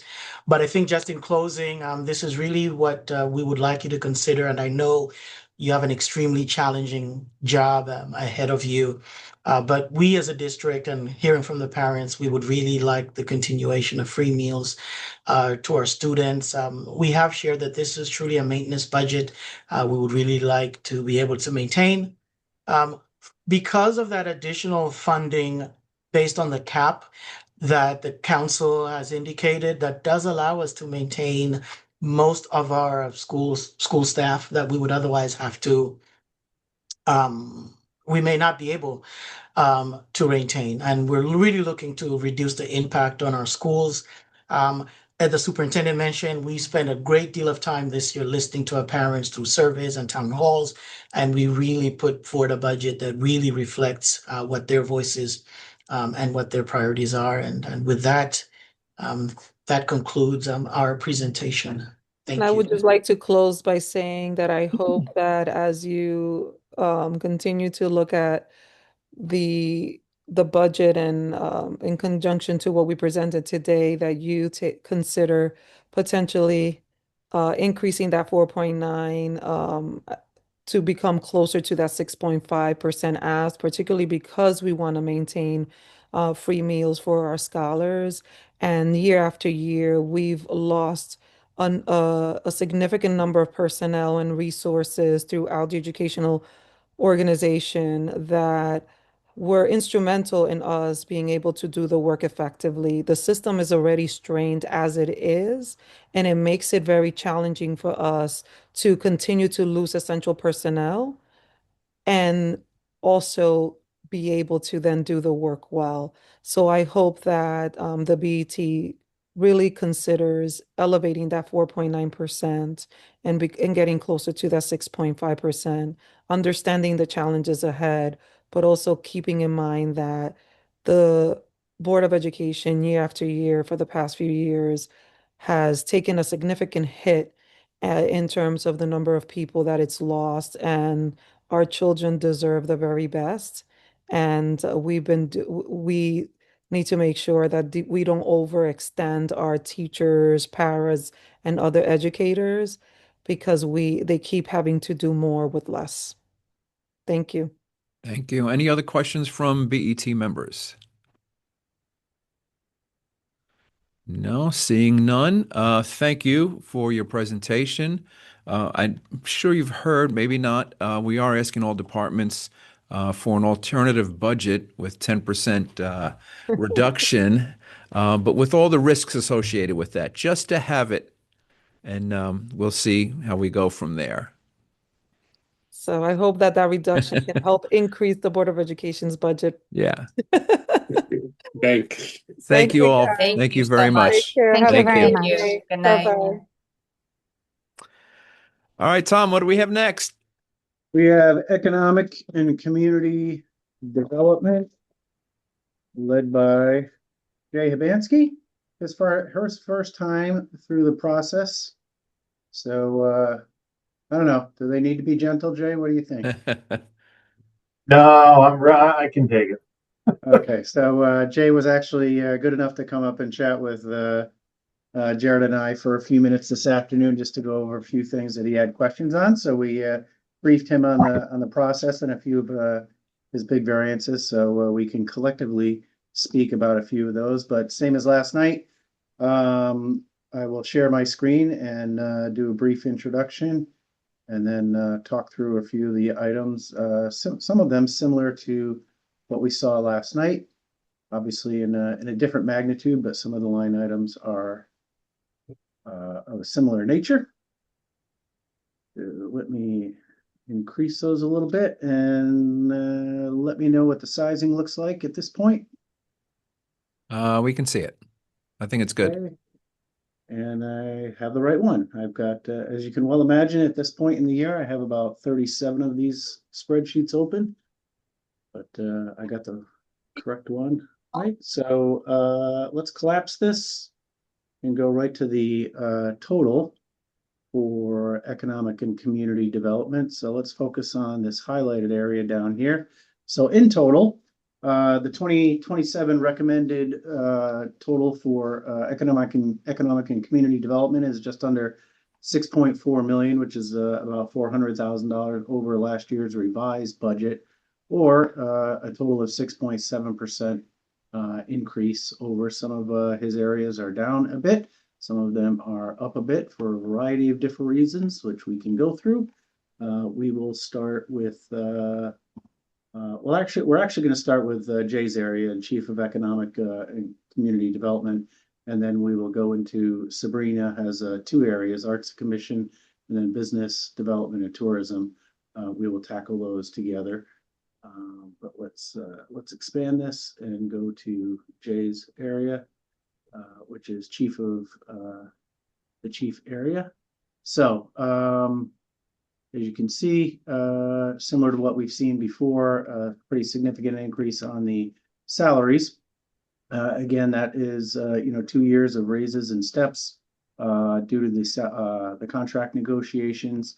And again, what we saw last night, the salary adjustments. Remember that we took a challenge against all of the departments, 1% versus all of their salaries.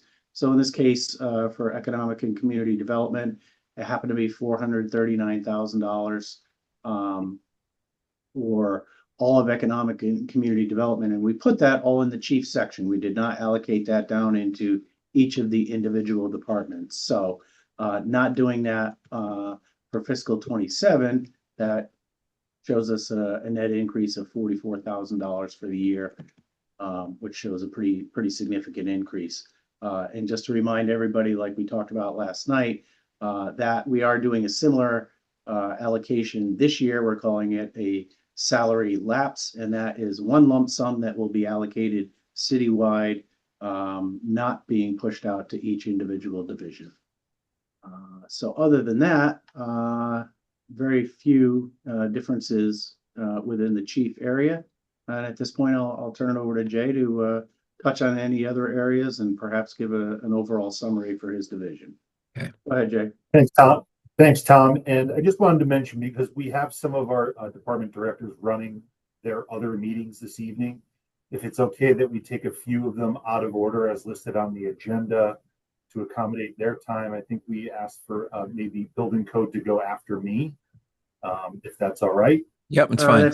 That's right, Jay. Sorry about that. I apologize. Oh, no, it's okay. Thanks so much for accommodating. So I'll try to move quick because I know it's a long evening and we've got a lot of work to go through. My name is Jay Habansky. For those of you who haven't had a chance to meet me yet, I'm the Chief of Economic and Community Development. Just a little bit about me quickly. I've been in the long-range municipal planning sector in Connecticut for 20 years. I've been a graduate level adjunct lecturer in real estate development field for the last 6 years. As the division chief, the following departments report to me, as Tom mentioned: business development and tourism, transportation, mobility and parking, planning and zoning, and code enforcement. I've had the fortunate opportunity to work for two Connecticut municipalities over the last 20 years prior to starting in Norwalk last April. One was slightly larger, one was slightly smaller. And what I can honestly say is that the departments that fall under the umbrella of economic development really have some of the most dedicated and talented directors guiding those departments that I would want working in the community that I live. I'm just so constantly impressed by their work and really proud of everything that they do every day. So with that being said, we're very grateful for the opportunity to discuss our budget with you tonight, and we appreciate the very difficult task that's before you all. So before I turn things over to my director, I'll walk you through my budget. There were very few changes in my proposed budget, much of which really had to do with moving things around, moving the money to other lines based on how I think I plan on using those, which might be slightly different than my predecessor. For example, we're taking our budget for training education, which is line 5272, which was reduced from 2,500 to 500. I know these are really small numbers, but I wanted to just give you the highlights. We increased our business expenses line, which is 5286, from 1,250 to 1,750, an increase of $500.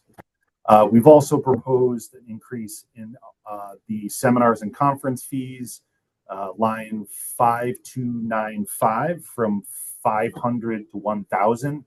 That doesn't really even accommodate all of the conferences and seminars that I would like to go to for my continued education and networking, but I understand. I completely understand that that it's a very challenging budget cycle. So, and as Tom mentioned, in some of the work sessions with the finance department, we did identify some lines that could be zeroed out that I didn't pick up on originally. We've got the salary premium line, which is 5121, the value of $1,700, and then the retro wage adjustments line, which is 5175, the value of $3,300. And we don't anticipate to need these for FY27. So as you can see, my office runs pretty lean. I am not of the practice of drawing down budgets at the end of the year. We use what we need. What we don't need, we return back to the city, and we ask for it when we think that we need it. So we think that we've worked really hard to kind of keep the budget manageable, and I am happy to answer as many questions as I can. If I can't answer, I'm happy to get back to you with those answers right away. So Thank you. thank you. Anyone have any questions? It doesn't look like it. Okay, next. Thank you, All right, everyone. sorry for the head fake, Sabrina. We're going to jump to Bill Ireland for code enforcement. Bill's total is he is relatively stable here. Most of his increase is again in the salary line. Total is 72,000 or 5.8%. Bill, take it away. Good evening, everyone. Here I am again, 34 years of this. So hopefully, and I appreciate all you do as a taxpayer trying to keep our taxes at a low level. I really do.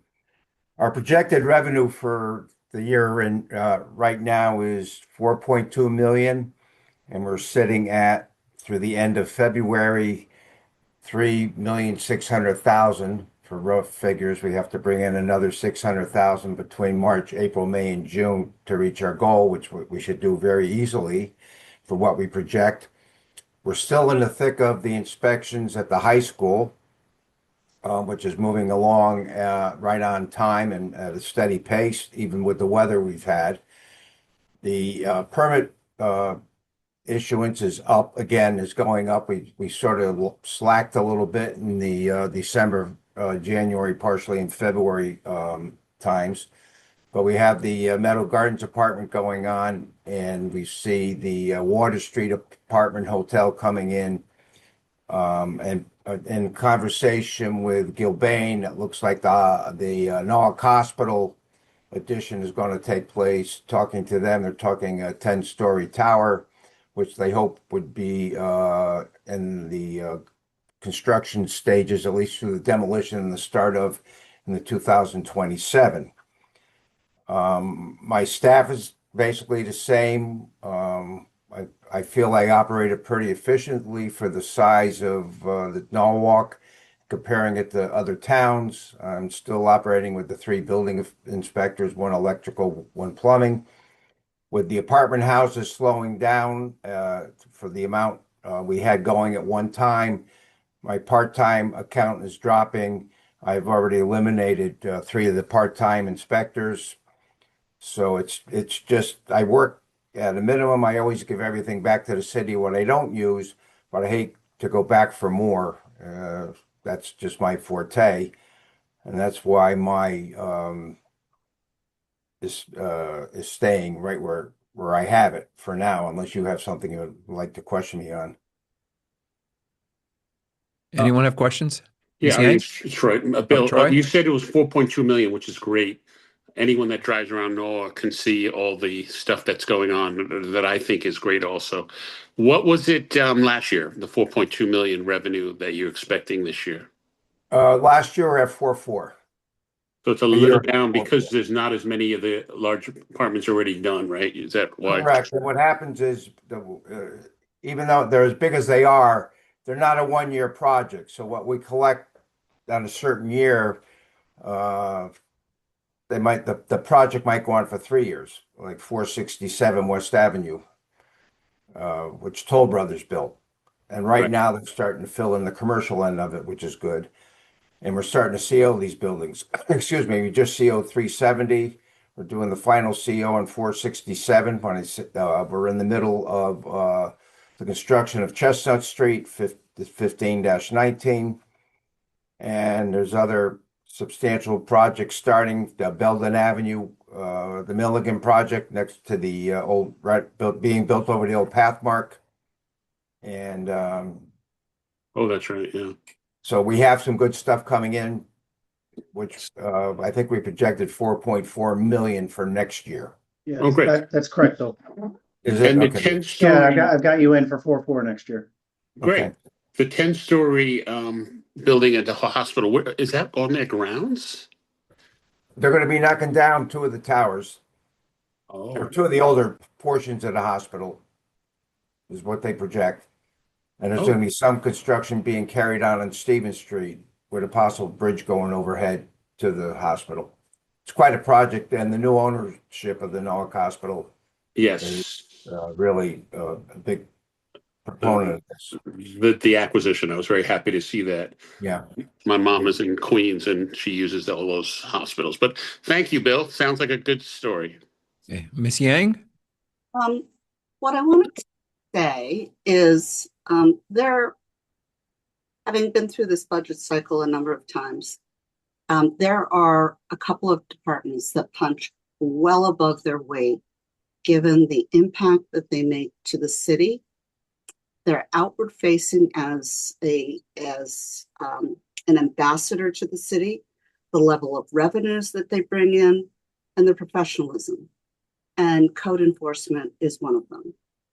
And I would like to highlight that the inspectors have been there for a while.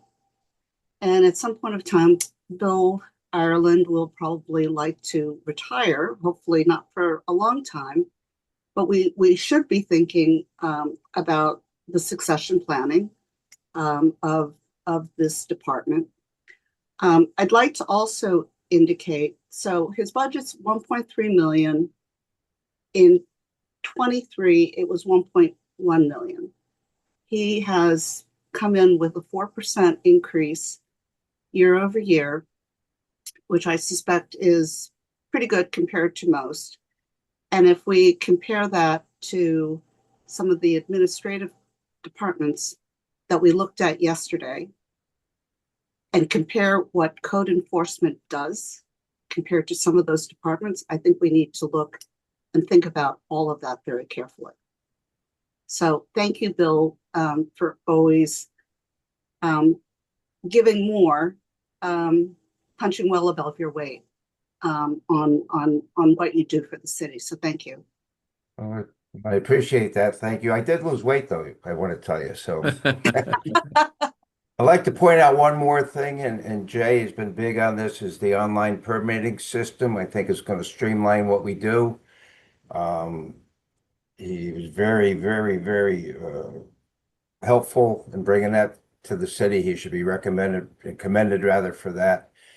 And I have a feeling that could also alleviate some of the people we have working, where not say eliminate them, but a lot of the part-timers that are filling in would probably move on to their home life again, not be here. So he should be really commended on that. That's all I got to say about that. Thank you. Okay. Yeah, for those that don't know, I believe Jay was instrumental at one of his previous employers in implementing an online permitting system, and that was one of the experiences on his resume that attracted Norwalk and bringing him here. So, And that was one of the things I was asked to focus on when I was hired last year. And get that over the goal line, right? That's right. We're going to get it over the goal line. We're going to bring Norwalk into the 21st century, make it easier for businesses to come to Norwalk, make it easier to apply for a permit to open a business, and to add some accountability to all folks who are reviewing licenses and permits here in town, so that we can get things moving along quicker and get things moving quicker to market. So. Yeah, if I can just add to that, we've been talking about the idea of online permitting for quite some time, and bringing Jay on has really been great, and I do want to thank you for that, Jay, because as Bill has pointed out, I mean, not only is it going to make it a lot easier, for businesses to get up and running, but it will create some efficiencies in the department. So, well, I'm really excited about this. And we should have things up and running, by the fall? Is that what we were saying, Jay?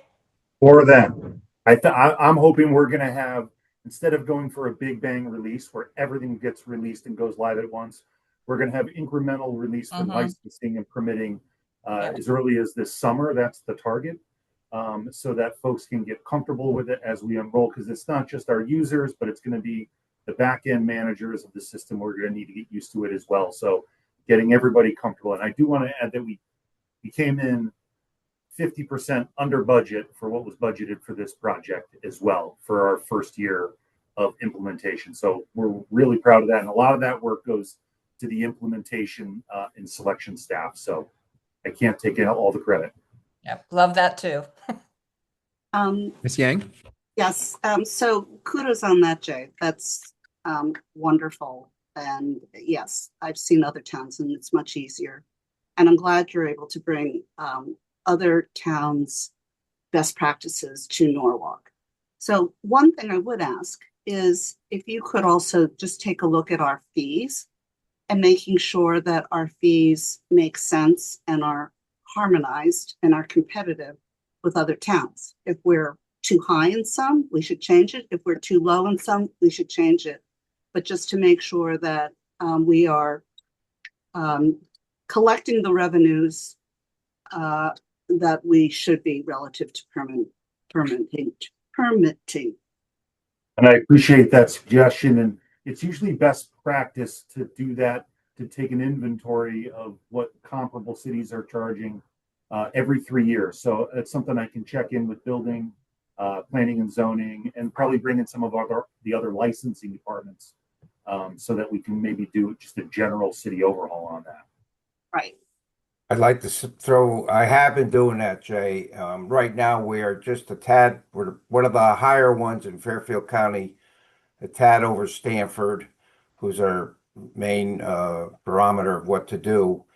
And we keep up with that. There's a couple of the pricing, which for other items, I probably would look to changing up. But as far as building permit fees, we are, excuse me, we are probably number one in Fairfield County as far as cost or what we charge right now.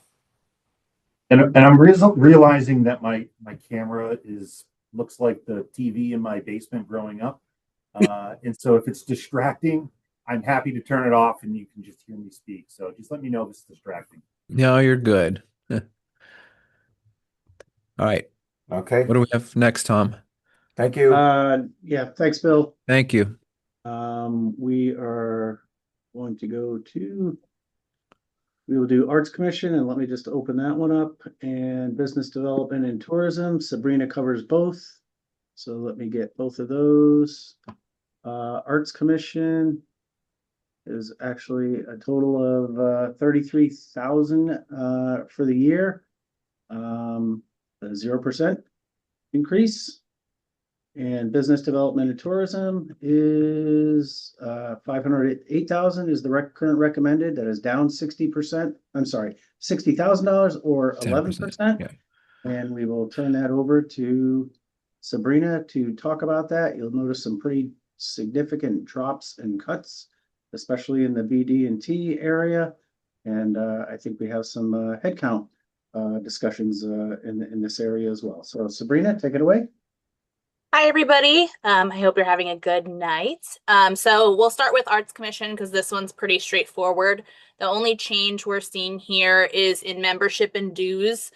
We added $100 to that just because the membership fee for the Connecticut Arts Commission conglomerate that exists went up $100. So that's the only reason that happened. The other professional services went down. Last year, they had a consultant come on to help them navigate creating a logo for the new cultural district. So now that's over. We were able to remove that funding and add a little bit more funding to business expenses as they are currently doing a lot more activities, more educational activities of what the Arts Commission does, what the cultural district is. And because we have the new arts and cultural plan that actually just got approved and signed off on tonight, they will have a lot more strategy going forward. So that's the only change. It does end up remaining flat, but that's really it. I'm happy to field any questions on that. Anyone? Just Troy? that, all right, I just say, listen, I wish everybody came in like this. Thank you. Thank you very much. You're very welcome. Yes, thank you for going in the right direction.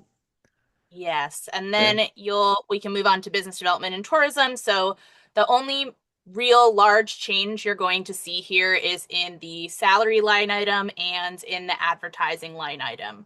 So the salary line item, we were grateful to have received 2 positions from ARPA funding. Those positions were hired as grant positions. However, as time went on and our programs developed and expanded, as you all know, this department was new with the reorganization of the city and only had 1 designated staff person. We were able to expand that to 3 with the ARPA funding. We have a business development manager on right now, as well as a special events coordinator. This current budget request only includes the business development manager, which is actually changing the title to assistant director of business development and tourism. A few reasons for that. Number one, their responsibilities have dramatically changed. While I, myself, and Jay really focus on hitting hard on our larger strategies and our larger businesses, this role specifically follows and supports our current businesses, small businesses, and entrepreneurs, and executes on all of our small business programming. In addition to that, we were grateful enough to receive a SIF grant this upcoming year, which is for $1 million. They will also be responsible for executing on that as well, which is storefront improvement for our downtown neighborhoods. So we're really excited about that moving forward.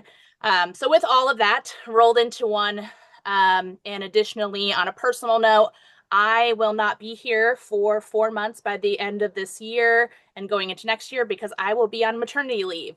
So having Congratulations. somebody, thank you very much. We've been trying for 3 years, so it's a big deal. But from August to January 1st, the department would be unstaffed had we not have additional staff for this position. And with that being said, I'm actually on modified bed rest, aka I have to work from home. I'm not in the office, so having a person to be there, even now we can see kind of me being half absent and not being able to go out feet on the street like I used to be able to. It's really important that a person remains on the team, and we have a really great individual in that position, and we really don't want to lose that person. So that's that salary increase that you will see there. The special events I think coordinator Miss Yang position. has a question. Yeah, sure, go ahead. You can finish. Let Sabrina Okay, let go you. ahead. Okay, and then the special events coordinator position is not included in this specific number. The reason for that is we were able to receive $50,000 from the parking authority to support this position. A lot of times these events are supporting our small businesses, our small entrepreneurs, but they're also increasing parking revenue significantly. So we were able to swing that on that end.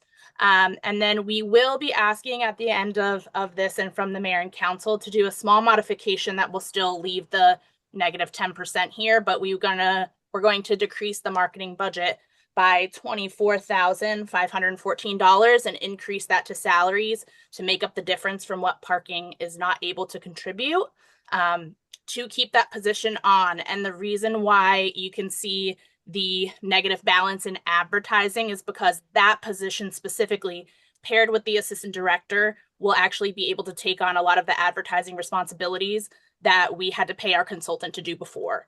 So having that come out of there, we were able to actually, if both positions were in the budget, in the operating budget line item, we would have had a 0% increase. It would have been completely flat, but because of that $50,000 coming from parking authority, we'll just have that negative 10%, which is that change of $60,000, which is essentially what's equivalent to what the parking authority is contributing.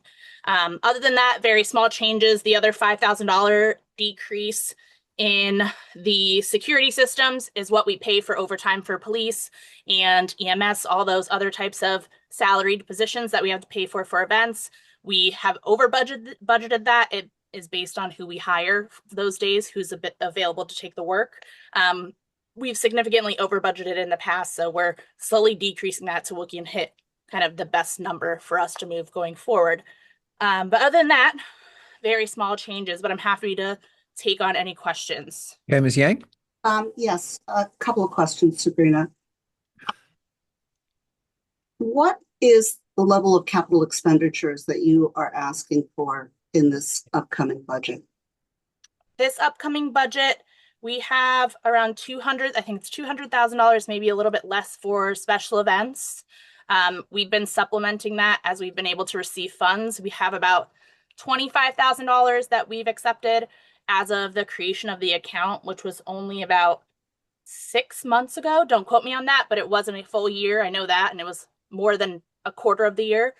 And then we also have our Small Business Main Streets program, which supports all of our business programming, which is $150,000. And those are the only two for the Business Development and Tourism Department. On the Arts Commission side, that's a little bit different, but there's a $27,000 request for signage to be installed through that budget, and also a $266,000 request for a public art inventory to be completed on the Arts Commission side. So on the Arts Commission side, you're requesting $266,000 for an art inventory? Yes. Okay. Jay and Sabrina, at some point of time, could we have a presentation which just reviews this department's expenses and its success? So what has been the return on the city spending $500,000 every year? I know it's difficult to create intangible terms, but theoretically, you should be, I don't know what the number is, but the return should be pretty significant on those dollars. So I think it would be nice to just understand where these dollars are going to, because I think a lot of this department didn't necessarily exist 10 or 15 years ago. And coupled with that, the capital expenditures, because my recollection is that in years past, there may have been some items in capital expenditures that truly should have been expenses and not CapEx. And I guess in particular with that discussion is a $266,000 art inventory. So Jay and Sabrina, if at some point in time, could we just have that, and fitting in the schedule? Yeah, we can definitely do that for you. We have some tangible numbers. Obviously, some of the things that we do can't be measured in a dollar amount, but we definitely have some dollar amounts, especially when it comes to parking revenue. There's a number for the amount of attendees that come to events, and there's a generalized number for the state of Connecticut that they use for economic impact to the city when you have a specific event based on per attendee spending. And then additionally, on the public art inventory, it's not just taking an inventory of what we have. The reason why it's so expensive is because it also is valuing all those pieces. So if we were to sell them off, what we could get in revenue from that. And another reason why it's very expensive is because we have one of the largest WPA mural collections in the world. Well, in the nation. The world doesn't have WPA. But because of that, we have to get a specific individual who knows how to value those pieces because they're so rare and they're worth so much, even though we can't sell them. But because there's so many different pieces to our collection and we have no valuation for anything that we haven't bought within the last 10 years, that would really be the larger expense to that. It's not just putting together an Excel document or making a searchable document for the public. It's really the valuation piece that is expensive. Thank you. Jay, I see your hand up. Can I just quickly ask Sabrina Yes. a question before you start, Jay? Sure. Sabrina, this inventory, am I not mistaken that you've been asking for this for about 4 or 5 years? Yes, since I think this is actually the 6th year I've Okay. asked for it. And it's been unfunded every year? It's been unfunded every single year. We started the request at $122,000, which is originally what it was. And now with obviously increases over the last 6, 7 years, it is what it is now. Again, it's something that's not been prioritized, but it definitely will impact things like our bond rating when we can say that we have a $300 million worth of an art collection, which not many municipalities can even remotely do. So that's why the value was there. But also there's a lot of pieces that are in basements in different facilities. It'll be nice to see where they all are and to value what those are as well. Yeah, I have plans to go digging into the basements and finding Good what's luck. in there. Godspeed. Thank you. Yes. Hey, Jay? Thank you. And I just wanted to add, Ms. Yang, thank you. And we would really jump at the opportunity to kind of talk about and show some of the metrics that we've really been tracking even before I got here. But when I started, Sabrina and I sat down with staff and really talked about the value of storytelling and tracking what we're doing and really being able to create a narrative that demonstrates the value, of what is being done. I think Sabrina is being quite modest about the amount of work that 3 people are doing without any administrative help. They are truly, all 3 of them, jack of all trades, and essentially navigating every single department here in City Hall, and really doing everything soup to nuts. So we would really love to be able to kind of show some of the metrics that we've been tracking maybe more intensely over the past year and prior. So we'd be happy to set that up. Thank you. Okay. Sabrina, is anything else? Nope, that's it. I Nope. will mention that you'll see the negative 10% increase, and we've been under flat every single time for the last 3 budget cycles. So we're the last people you have to yell out tonight. Well, thank you. So, a little known fact, several years ago, I was a softball coach, and Sabrina was on my team. And now she's all grown up and having a baby. I feel old. I won't tell anybody, I I won't. swear. She's still the 3-hitter. She's still the 3-hitter in our office, I'll tell you. She was good. That's a valid question. Is it because of insurance? All right. Tom? Okay, Jay, might I suggest Historical Commission? That might go a little bit quicker than either Steve or Jim. Great idea. Okay, so let's go to Historical Commission with David Westmoreland and Doug Hempstead. Looking at their total, we are at 365. Another decrease. In this case, they're down $13,000 or about 3%. Most of that is in the buildings area. And there's a good explanation for that. But I will turn it over to those 2 gentlemen to make that explanation and talk about their other line items. David and Douglas, go ahead.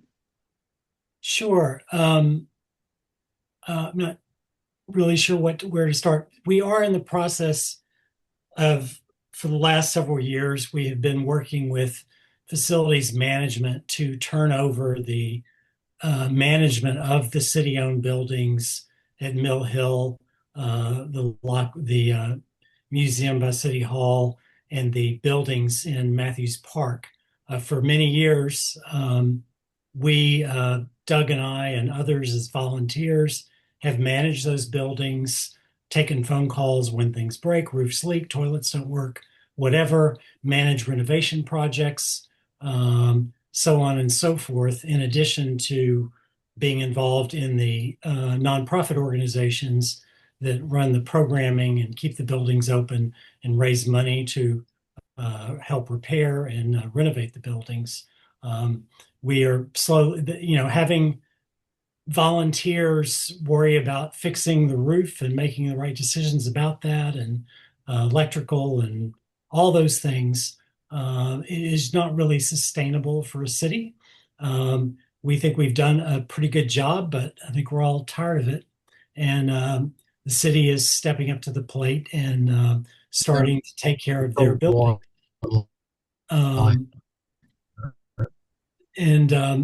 So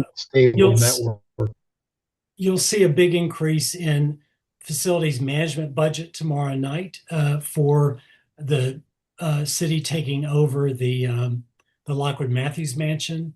As you are all aware, we put in state-of-the-art mechanical systems over the past 2 years. Those require professional people to manage it. The systems are sophisticated and beyond volunteers' capabilities to manage, and we're looking for the city to take over the funding of that. Um, and that's pretty much it. I'm happy to answer any questions that you have, Doug, if you want to add anything. Well, no, those who are not familiar too, I mean, we're coming out of being 2.5 years closed, which certainly has put a strain. We've had to dip into some of our savings accounts significantly. And the upgrades that were required as part of the grants, we never had before. And they went to a heat pump system in the building, and this was all designed and being at that time touted the best ever thing to do nowadays, but that's before electricity rates went up 60%. We used to have this, we weren't open in the winter. On super hot days in the summer, we were closed. We're now going to at least be open year round. But there's a lot more sophistication all with this. We never had a burglar alarm system. We never had a camera system. We never had a fire alarm system extensive as we've had, and a sprinkler system. So these are all now high maintenance items that we never had before as a cost. And the city has been absolutely wonderful in supporting us through all this process the last few years, and just hope it continues. We think we're an important asset to the community, and we have had great publicity since we opened. So we're having just the other day, I'm sorry, we had New York Explorers Club. It's quite a big organization in New York City. And they came in for a tour Saturday night. And we're making that kind of impact on NOAC also. We're helping with the tourism. Thank you. Mayor? Yeah, thank you. So I have not had Alan come screaming to me in my office. So I am so glad to hear that, this is moving forward. I know we've talked about this for quite a long time, to have building management and Guardian take over the building. So this is very good news. So, I just ask fellow BET members to be very open-minded tomorrow when Alan comes to us. Because it really is the right thing to do, making sure that you have the professionals take care of the buildings. I also think we've been talking about that for the fire department as well, but I haven't had an update on that. So, but good to see you both, by the way. You too. Thank you. Jay, I see your hand up. I would just like to quickly add that, the city of Norwalk owes a debt of gratitude to the Historical Commission under the leadership of David and Tom. I can tell you that I'm shocked at the volume of invoices that cross my desk and the amount of work that is being done to preserve the historical and cultural assets that the city of Norwalk has, and preserving those for future generations. So I can just tell you that no grass grows under their feet. They're hustlers and they're volunteers. So I really appreciate the work that they're doing, creating more opportunities for tourism here for the city of Norwalk and the integrated approach to economic development for the city. So thank you, David and Tom. Thank you. Thank you both for what you do. Thank you. All right, Tom? Artie, quick question for Jay before Yeah. we get off the topic. On the 266,000 inventory, if you said you can't sell the stuff, is it for insurance purposes? What am I missing? Why are we doing it? Sabrina, are you there? I think part of it is Sabrina, are you there? I'm here. What was the question? Sorry. Oh, sorry. My question was on the 266,000 art inventory project you're looking to do in the future. You mentioned, I might be wrong, you said you can't sell anything. So why are we doing it for insurance purposes? I mean, why are we spending that money? Or Yes and looking to no. spend So it? some of the pieces, aka just the WPA murals, we cannot sell. Everything else we can sell. So just for those specific pieces, we cannot sell them. But yes, for insurance purposes, for repairs that we might need to do over time, those types of things. It'll also help prioritize which pieces we display and which ones we preserve, which ones we store, which will save us money over time as well. So the ones, what percentage are the ones that we cannot sell of that $266,000 that you're looking to spend? There's 66,000 of that is specifically for the WPA murals. Okay, all right. Just wanted to get an update. Thank you. Yep, no problem. Could I follow on that? Sabrina, roughly, what is the value of the art inventory outside of the WPCA murals? So we have, well, right now, we estimate that we have about 150 pieces that are not WPA murals. And we have, I believe, David, you might know the number better than me. We I think have there's the museum in the city collection. We have probably close to 800 paintings. Yeah. And they do, some are not worth much. Some are actually worth quite a bit of money. I would say probably most valuable painting in the museum collection is probably worth $75,000, somewhere in those realms. But So if we have, none of it's currently insured. right. Yeah, we have no insured pieces of art right now, except for, I believe there are some sculptures that may be insured just for our own purposes, for safety purposes. But we have over 31 restored WPA murals in City Hall itself. But I believe the number is closer to around 50 to 60 WPA murals. It's about 45 murals, and then we have probably another 20 WPA pieces of art. Yeah. And they also the two murals in the auditorium and the concert hall are priceless. Those are by an artist, Tom Stewart Curry, who is literally, he's in the permanent collection on display in modern art at the Met, both the Met and the Whitney. They're of amazing value. So then would you estimate this art collection is worth $40 million? Could be. I don't know. I don't know either. We need to find that out. Yeah, that's the reason why we want to do the inventory, is because we don't know. Some of our pieces could be worth upwards of hundreds of thousands of dollars.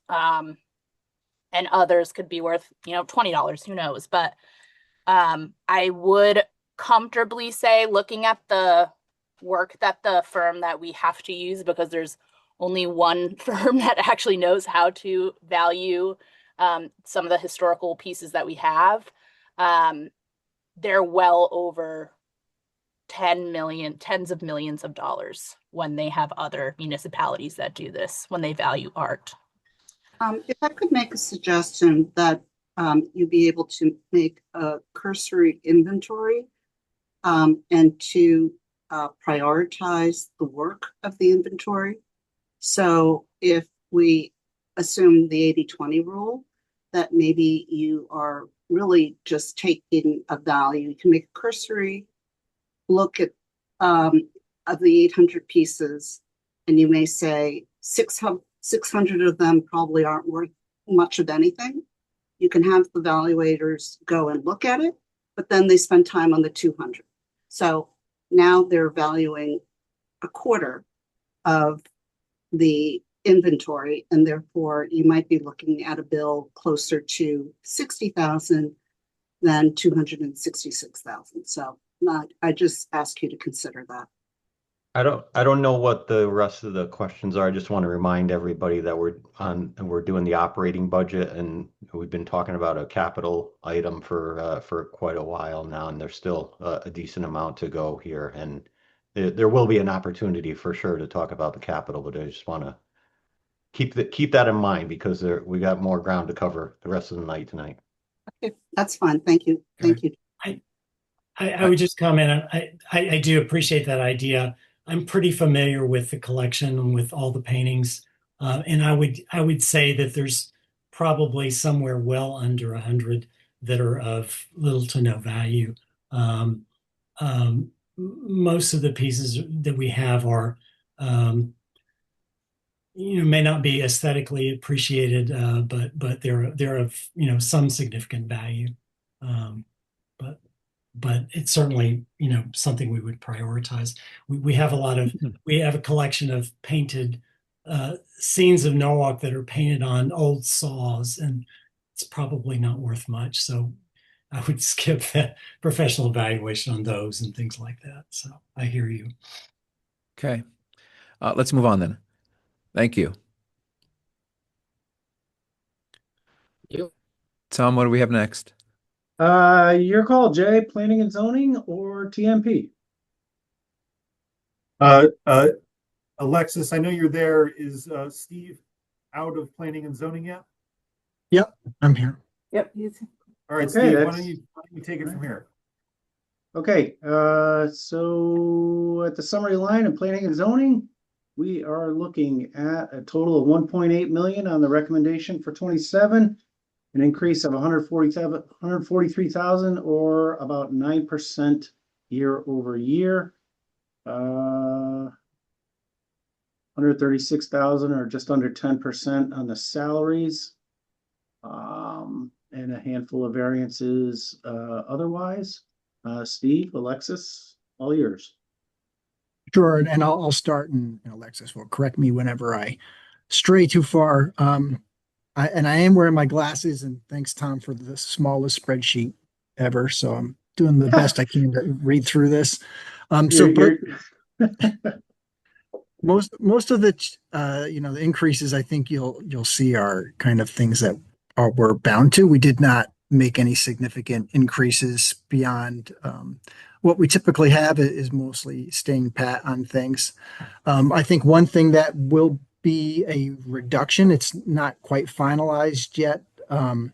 We had been using an outside consulting service, Miranda Creative. Before that was a Snyder Group that was helping us with outside website hosting and also working on blog posts and different things and promotion of different events or things that we might be having going on. But I think that's kind of starting to sunset now. So I think there's a good chance that that line item may actually come out of the budget, very significantly, if not altogether. No, I don't think that's quite been settled yet. I think that's 52. 52, 58 52, other 50. professional services. Yeah, and we've had that line item since I think like 2020 or 2021 in our budget. But I think like I said, there's a good chance that the majority of that, if not all of that, could come out, and that wouldn't be on the books for next year. That'll probably get settled over the next month or so. We're having conversations with Jen McMurr on strategies on how to move things forward. Right now, they kind of host, like we set that up as sort of our planning page and like directed people there for when we had like the affordable housing plan, for instance. We had that going on. We would send people over there as opposed to the city site, which was just difficult to navigate and difficult to really edit on a staff level. But we're looking at some other options where we could move our kind of focus over to cheaper alternatives, and I think it'll save a significant amount of money there. Everything else, I think, we're pretty static. There are some areas where there are increases that look high percent wise, but I think are pretty small in actual dollar size. And just to pick up on, I was listening to Bill Ireland earlier. It's definitely slowed down in terms of the larger projects, but there are several that have not hit the books yet that have been approved. There was the Merit 7, two commercial office buildings are getting retrofitted for residential. That's a really large project that will come in. 200 Connecticut Avenue was another partial conversion from office to residential. There are two other projects that I know are coming in the next month or so that are pretty significant size. So even though the kind of I don't know, like big rash of projects that came in over the last 18 months. I think there is a steady stream. And I think for us, we're kind of hopeful it's a manageable pace because sometimes we're kind of left just kind of reacting to things in terms of managing deadlines, getting sure things are on the agendas at the right time, et cetera. So I think this will kind of give us a chance to be kind of balanced in terms of how we kind of spread things out and pace the projects. I don't know if you have specific questions on any line items that you'd like to go over. I'm happy to answer any questions you have. Any questions from BET members? Yes, Anne always has a question. And Steve, what's your revenue? I'm sorry? What is the revenue of planning and zoning? Oh, on an annual basis? Yeah, and I know I don't have the number in front of me. I didn't print out a copy of the spreadsheet. It's not significant like the building departments, the fees that we charge. But to your point in question you brought up earlier about fee schedules, that is on number 4 on my list of things to do is start the process of evaluating that. We've probably been 3 or 4 years since we last updated that. So I'm going to start looking at what the other municipalities in the area are charging to see and make sure that our fees are consistent with them at the very least. Thank you. any other questions? Hold on, I think I have it. Steve, what's yours called? Is it zoning approvals? Is that what it's called? Yeah, there's 2 of them in there. One is for the zoning commission for the applications they receive, and that's a small number. The zoning fees will be the larger of the 2. All right, so I've got so 2026 actuals through the beginning of say February. I've got 237 grand. Does that sound about right? Yeah, I believe so. Okay, so and going back a few years, 2024 we got 294K, 2025 299K, and again what I just said, 2026 through early February 237, and his target for this year was 200, so he's already above that. And for next year we're giving him a target of 300 grand, which is pretty consistent with the last 2 full fiscal years. Okay. Thank you for that info, Tom. All right, I think that was Ann that asked that, right? Yes. Yeah. All right. No more questions. Next group, I guess. Well, hold on, Steve, you're Oh. getting an even smaller font next year. Oh. Please, yeah. All right, and then wrapping up for Jay's area will be TMP. TMP. And yeah, and looking at his total, Jim's total, a little over 2 million for a total, 182 grand over last year's revised budget, coming in at just under 10% year over year. One thing I do want to talk about a little bit that's skewing Jim's salary number, which is very high, is 18.3%. I don't know if anybody recalls, but last year Jim had an approved hire in mid-year. And then what should have happened is he should have had a full year's budget for fiscal 26 of a headcount. I want to say that salary was about 125 to 130. It did not make it into the approved budget for fiscal 26. That was an oversight on our part on the budget team. So we did end up putting that in after the fact, but it doesn't show up in the revised budget number. So that skews the percentage a bit because of that. The true percentage should probably be more in the 9 to 10% range. So that's high and not Jim's fault. So I just want to make that clear to everyone there. So outside of that, I can turn it over to Jim, and I think Garrett is also with him to walk you through some of his variances across the board. So take it away, Jim. Thanks, Tom. And to really echo Jay's comments before, I know that you have a very challenging time in front of you, and this is a very difficult year. And I think, I've been in municipal world for a very long time. I understand the challenges we go to, and I appreciate the efforts to reduce expenses as much as we can. And I think, while we did have a clerical error with this budget, I just want to also point out that we did take, understanding the depths that we're in, we did take a strategic look at how we could go through some significant reductions. And I'll go over some highlights with you, like, um, you know, some of them may be small, some they may be not small, but I do, before I start, I do think there's 2 points that I want to reference. The parking authority contributes in next year. The parking authority will be contributing $480,000 to cover salaries for city services. Cover portions of my salary, cover Brian's salary, who's assistant parking director, covers these salaries of engineers who help my team devise and work on some of the projects.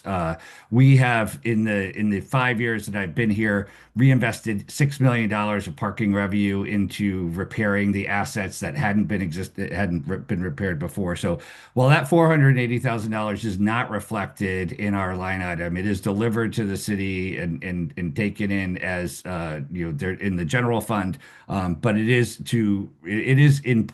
reflected in the parking authority's budget to cover city expenses, particularly payroll.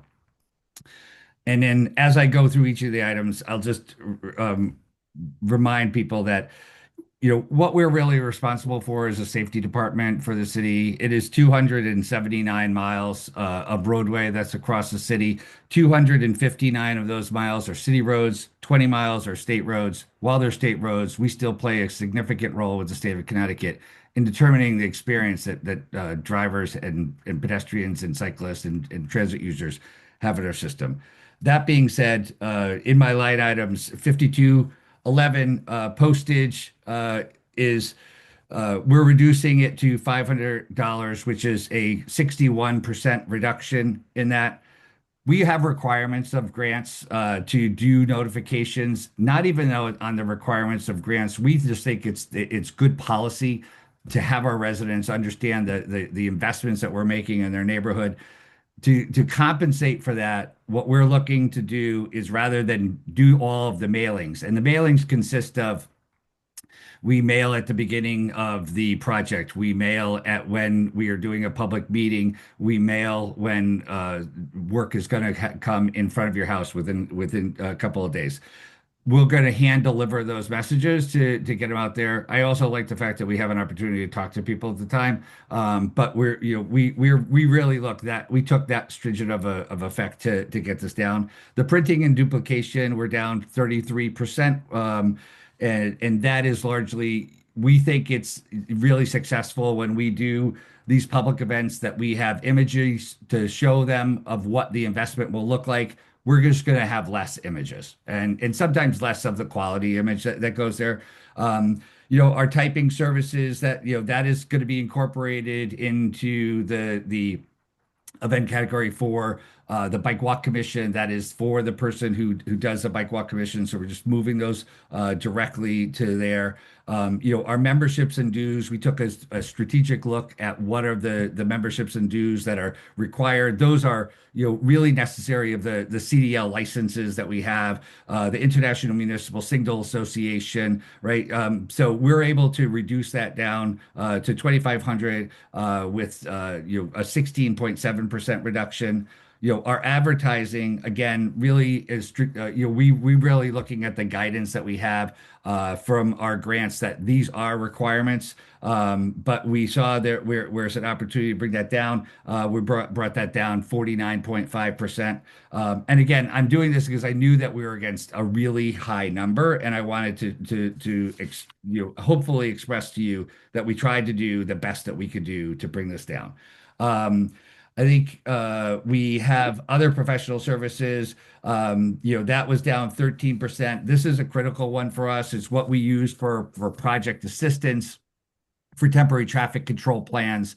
But a big part of that is survey, when we're actually needing to do a survey on a planned project. Not that we have actually started it. If it's started, it's under that project. But if we plan it, it's there. But a big part of it is also the data that we collect, right? So we have created, since Garrett and I have been here, a crash data repository that is probably second to Cambridge, Massachusetts, who I believe has the best crash data repository going.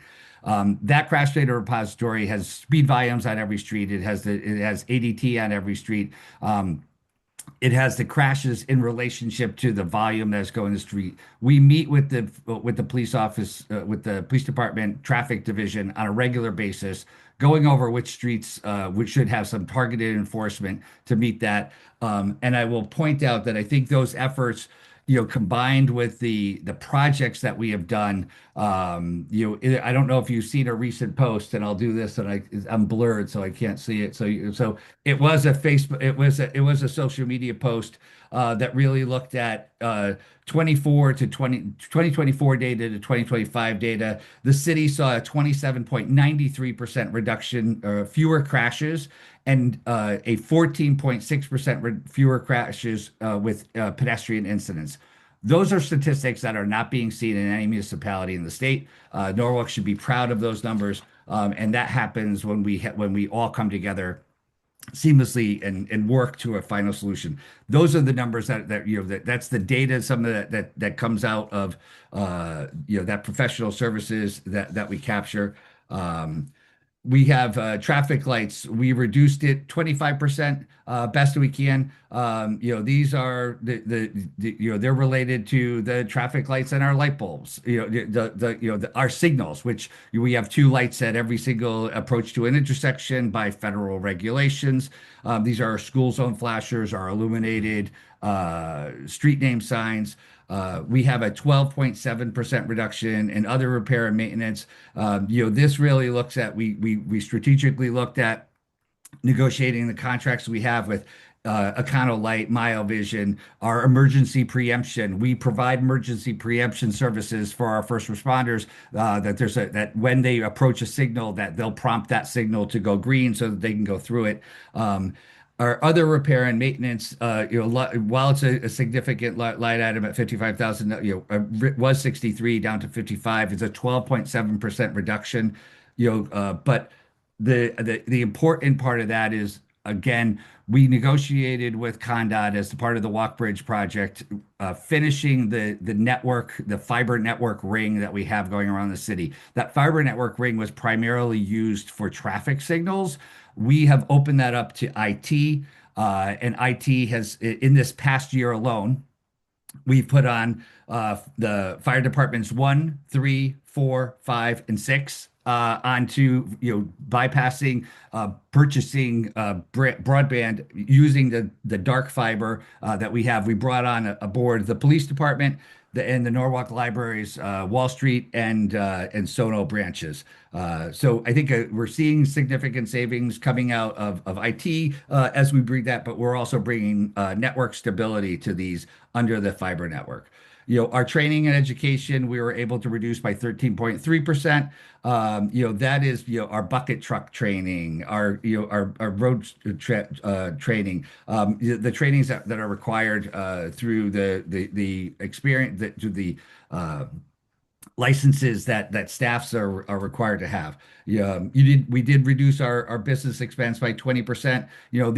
Those are in support of public meetings, community engagement, safety and education. Our travel, we reduced by 33%. Again, it's really strengthening. We use travel for, in the training portion to get to, events that are occurring. It's really the strength of transportation professionals that depends on prepared and adaptable, diverse work staff, right? We believe that educating our team is not only critical to the retention, but it strengthens the responsiveness in our changes of technology, our policies, our expectations, and also the rapid evolution of AI and data-driven tools. Our machinery and rental, we have to rent some machines to get through it is not prudent for us to buy them. We don't need them and sometimes as that much of a frequent nature, but when we do need to lift something up, Those are, we need to rent that equipment. We reduced that by 7.4%. We reduced our conference fees by 6.7%. We reduced our security systems, and that is in large part the police officers that we have. That we need to maintain when we do work in the city's roads. We as well as any other developer have to pay for security overtime. That line item has always been there. Our office supplies was reduced by 10%, and our electrical supplies, which is really for our streetlight illumination. We're also in charge of the streetlights, right? So that is the equipment that we have, the sensors that will come on at light, at dark. So we were able to reduce that by 20%. Our traffic related expenses was reduced by 25%, and that's I think I repeated page 3 again, so don't mind me. I'm going to go to last page 5. I'm wrapping up soon. Our consumable tools, we reduced that by 20%. These are tools that are needed in our traffic signal division. These are traffic signals that are out in the elements all day long, all season long. They take the tools take the beating to get these things to work, so we constantly have to replace those. Our traffic signal supplies. While it's still a significant number, we reduced it by 25%. This one's a concern. I think we are, quite honestly, we are just not exempt from tariffs as everyone else is, and we're seeing the tariffs really wreak havoc on the steel and aluminum necessary for our equipment. When I was in New Haven, I used to I used to do a signalized intersection at $250,000. In 2016, when tariffs were introduced, that went up to around $500,000. Actually selling back about $500,000. We're building, I just had conversations with Condot today on a signal, and we're working on a signal in front of the new Norwalk High School. They're really looking at $1 million an intersection for a 4-way legged intersection now. The costs are not sustainable at any stretch of the imagination. I think we are recognizing that as a city. We're moving a number of intersections to roundabouts rather than either install a new signal or look for a signal to do that solution. We are doing a roundabout in front of the Sono School. We're doing a roundabout at replacing an aging traffic signal at Richards at West Cedar. And we are soon to have a community meeting to talk about a roundabout at Gregory at Fifth to bring formalization to that one. And then lastly, the special events, which is the Bike Walk Commission, their safety and education, which we believe is a key role in helping us reduce crashes. We're reducing their budget by 20%. It got us to where we are. I think we're on paper the 9%. So I think if Tom talked before that I would have been at 9, I would have been relatively flat in this with the increase of salaries as related to the last bargaining unit. Happy to answer any questions you have at this time. Thank you. Any questions from BET members? Yeah, Artie, Troy, real quick. I think Oh, Ann go had ahead, her. Ann. I'm sorry. Go ahead, Ann. Go ahead, Troy. 2 questions. One, Jim, thank you for your thing. So roundabout on East Avenue down in the main, is that possible or not? Which part of East Avenue? Down in St. Paul's, in a church, right on the green, where the green is. Yeah, so that was a little challenging. So that's a good point, Troy. But that it is a little challenging based on the approaches that come in here. However, not completely off the books. We were able to secure in our last year's budget funding for a plan for the corridor. We all believe that this corridor needs attention, right? And our funding will be from Eversley all the way up to Cannon. The reason that it's stopping at Eversley is because we are working with DOT on a route exit 16 project that would pick up from Eversley, to points south of that. So that will be the terminus. We believe it's important for us to understand what we want East Avenue to function like. But that the 5-point intersection is a level of complexity that we need to study. We're looking at data for that right now, and this year we will be engaging a consultant to assist with some community meetings and the design of what we could reimagine this corridor to look like. For whatever it's worth, I don't think that one lane going north up to Cranberry works, in my opinion. But the other thing is, listen, based on your budget, do you think, you've heard all night, we're looking to see if we could do savings. Do you see some savings that we can get out of your budget? You know, we struggled. Garrett and I were in all day today trying to find where we could come up with other things. I will continue to look at it. I took a really hard look at the budget going into this. I knew where we were going to be. I take it seriously of managing these. Troy, you have my commitment to look at this again, but I'm almost pretty much bare bones going into this. Thank you. But I know where you are, so I will take another look. Anne, I think you're next. Yes. So Jim, I know that in years past, you were able to get a lot of grants to do a lot of different work in the city. What was that like in the past, and what is it like now? So, I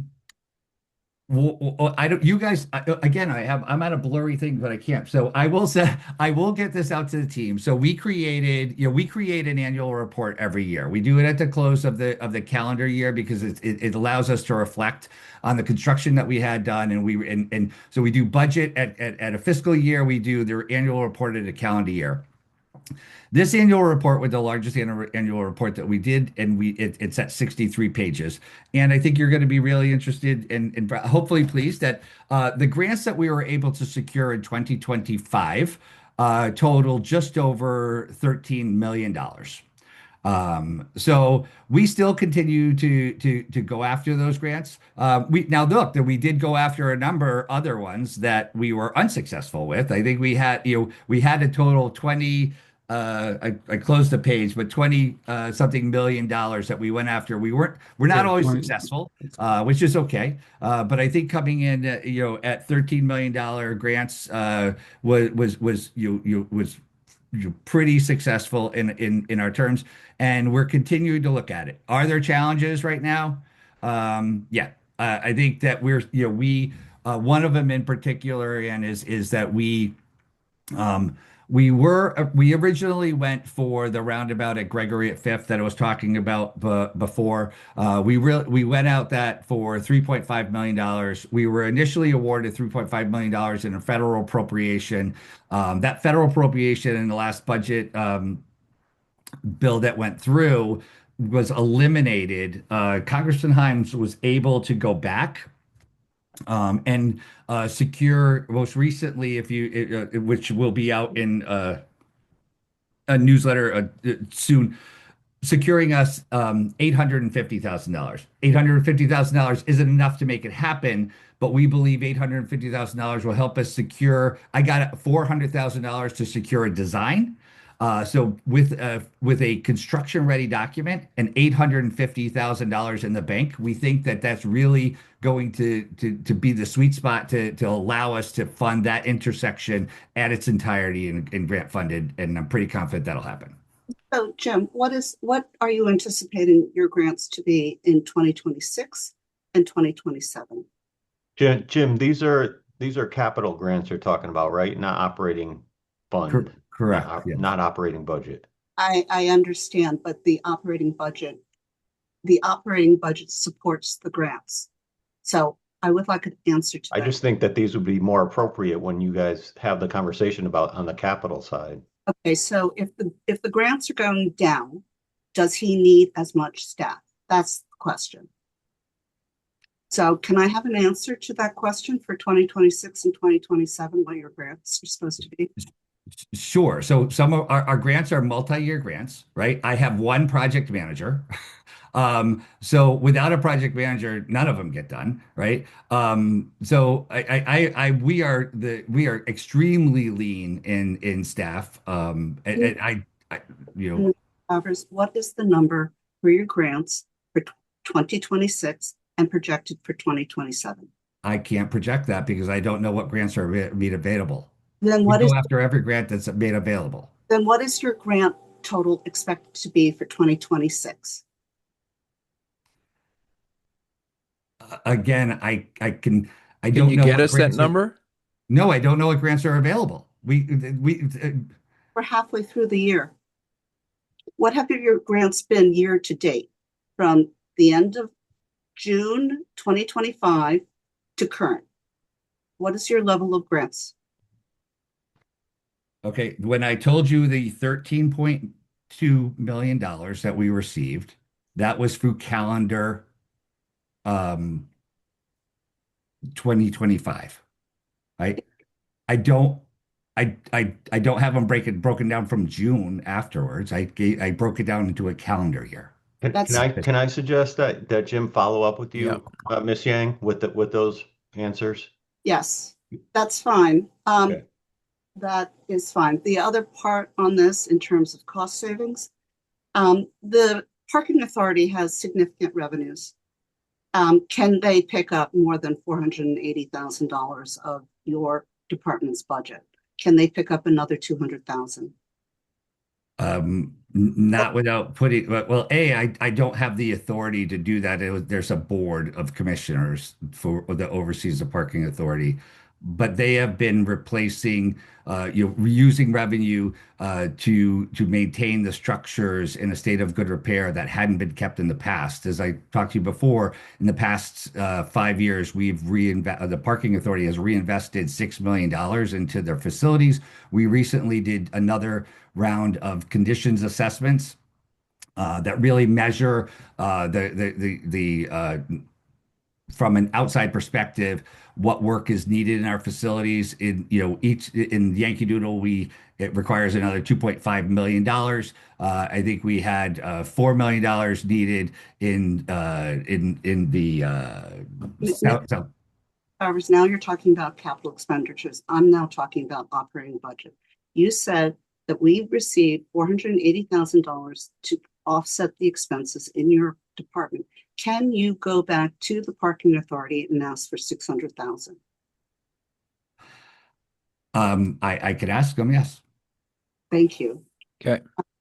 That's fine. Jim, you just got I don't want to speak for you, but maybe approval or commitment to fund 50,000 of the position in Sabrina's and for special events. Is that correct? Yes. Yes. So It's 480 plus 50, so it would be 530,000 that they. Yeah. So and we are looking in that direction, and we're making some strides in that area. Oh, great. If we are able to go and ask for 50 for Sabrina's, can we see if we can go and ask for more for the city? $100,000 more. Yes. Thank you. All right. Any other questions?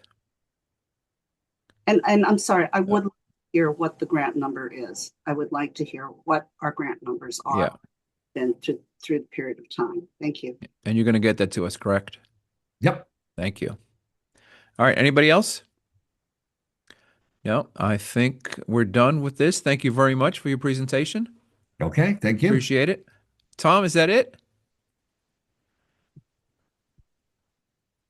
Yes, that is it. Tomorrow night, we start off with Wow. community services, which is made up of the health department, library, youth services, and human relations.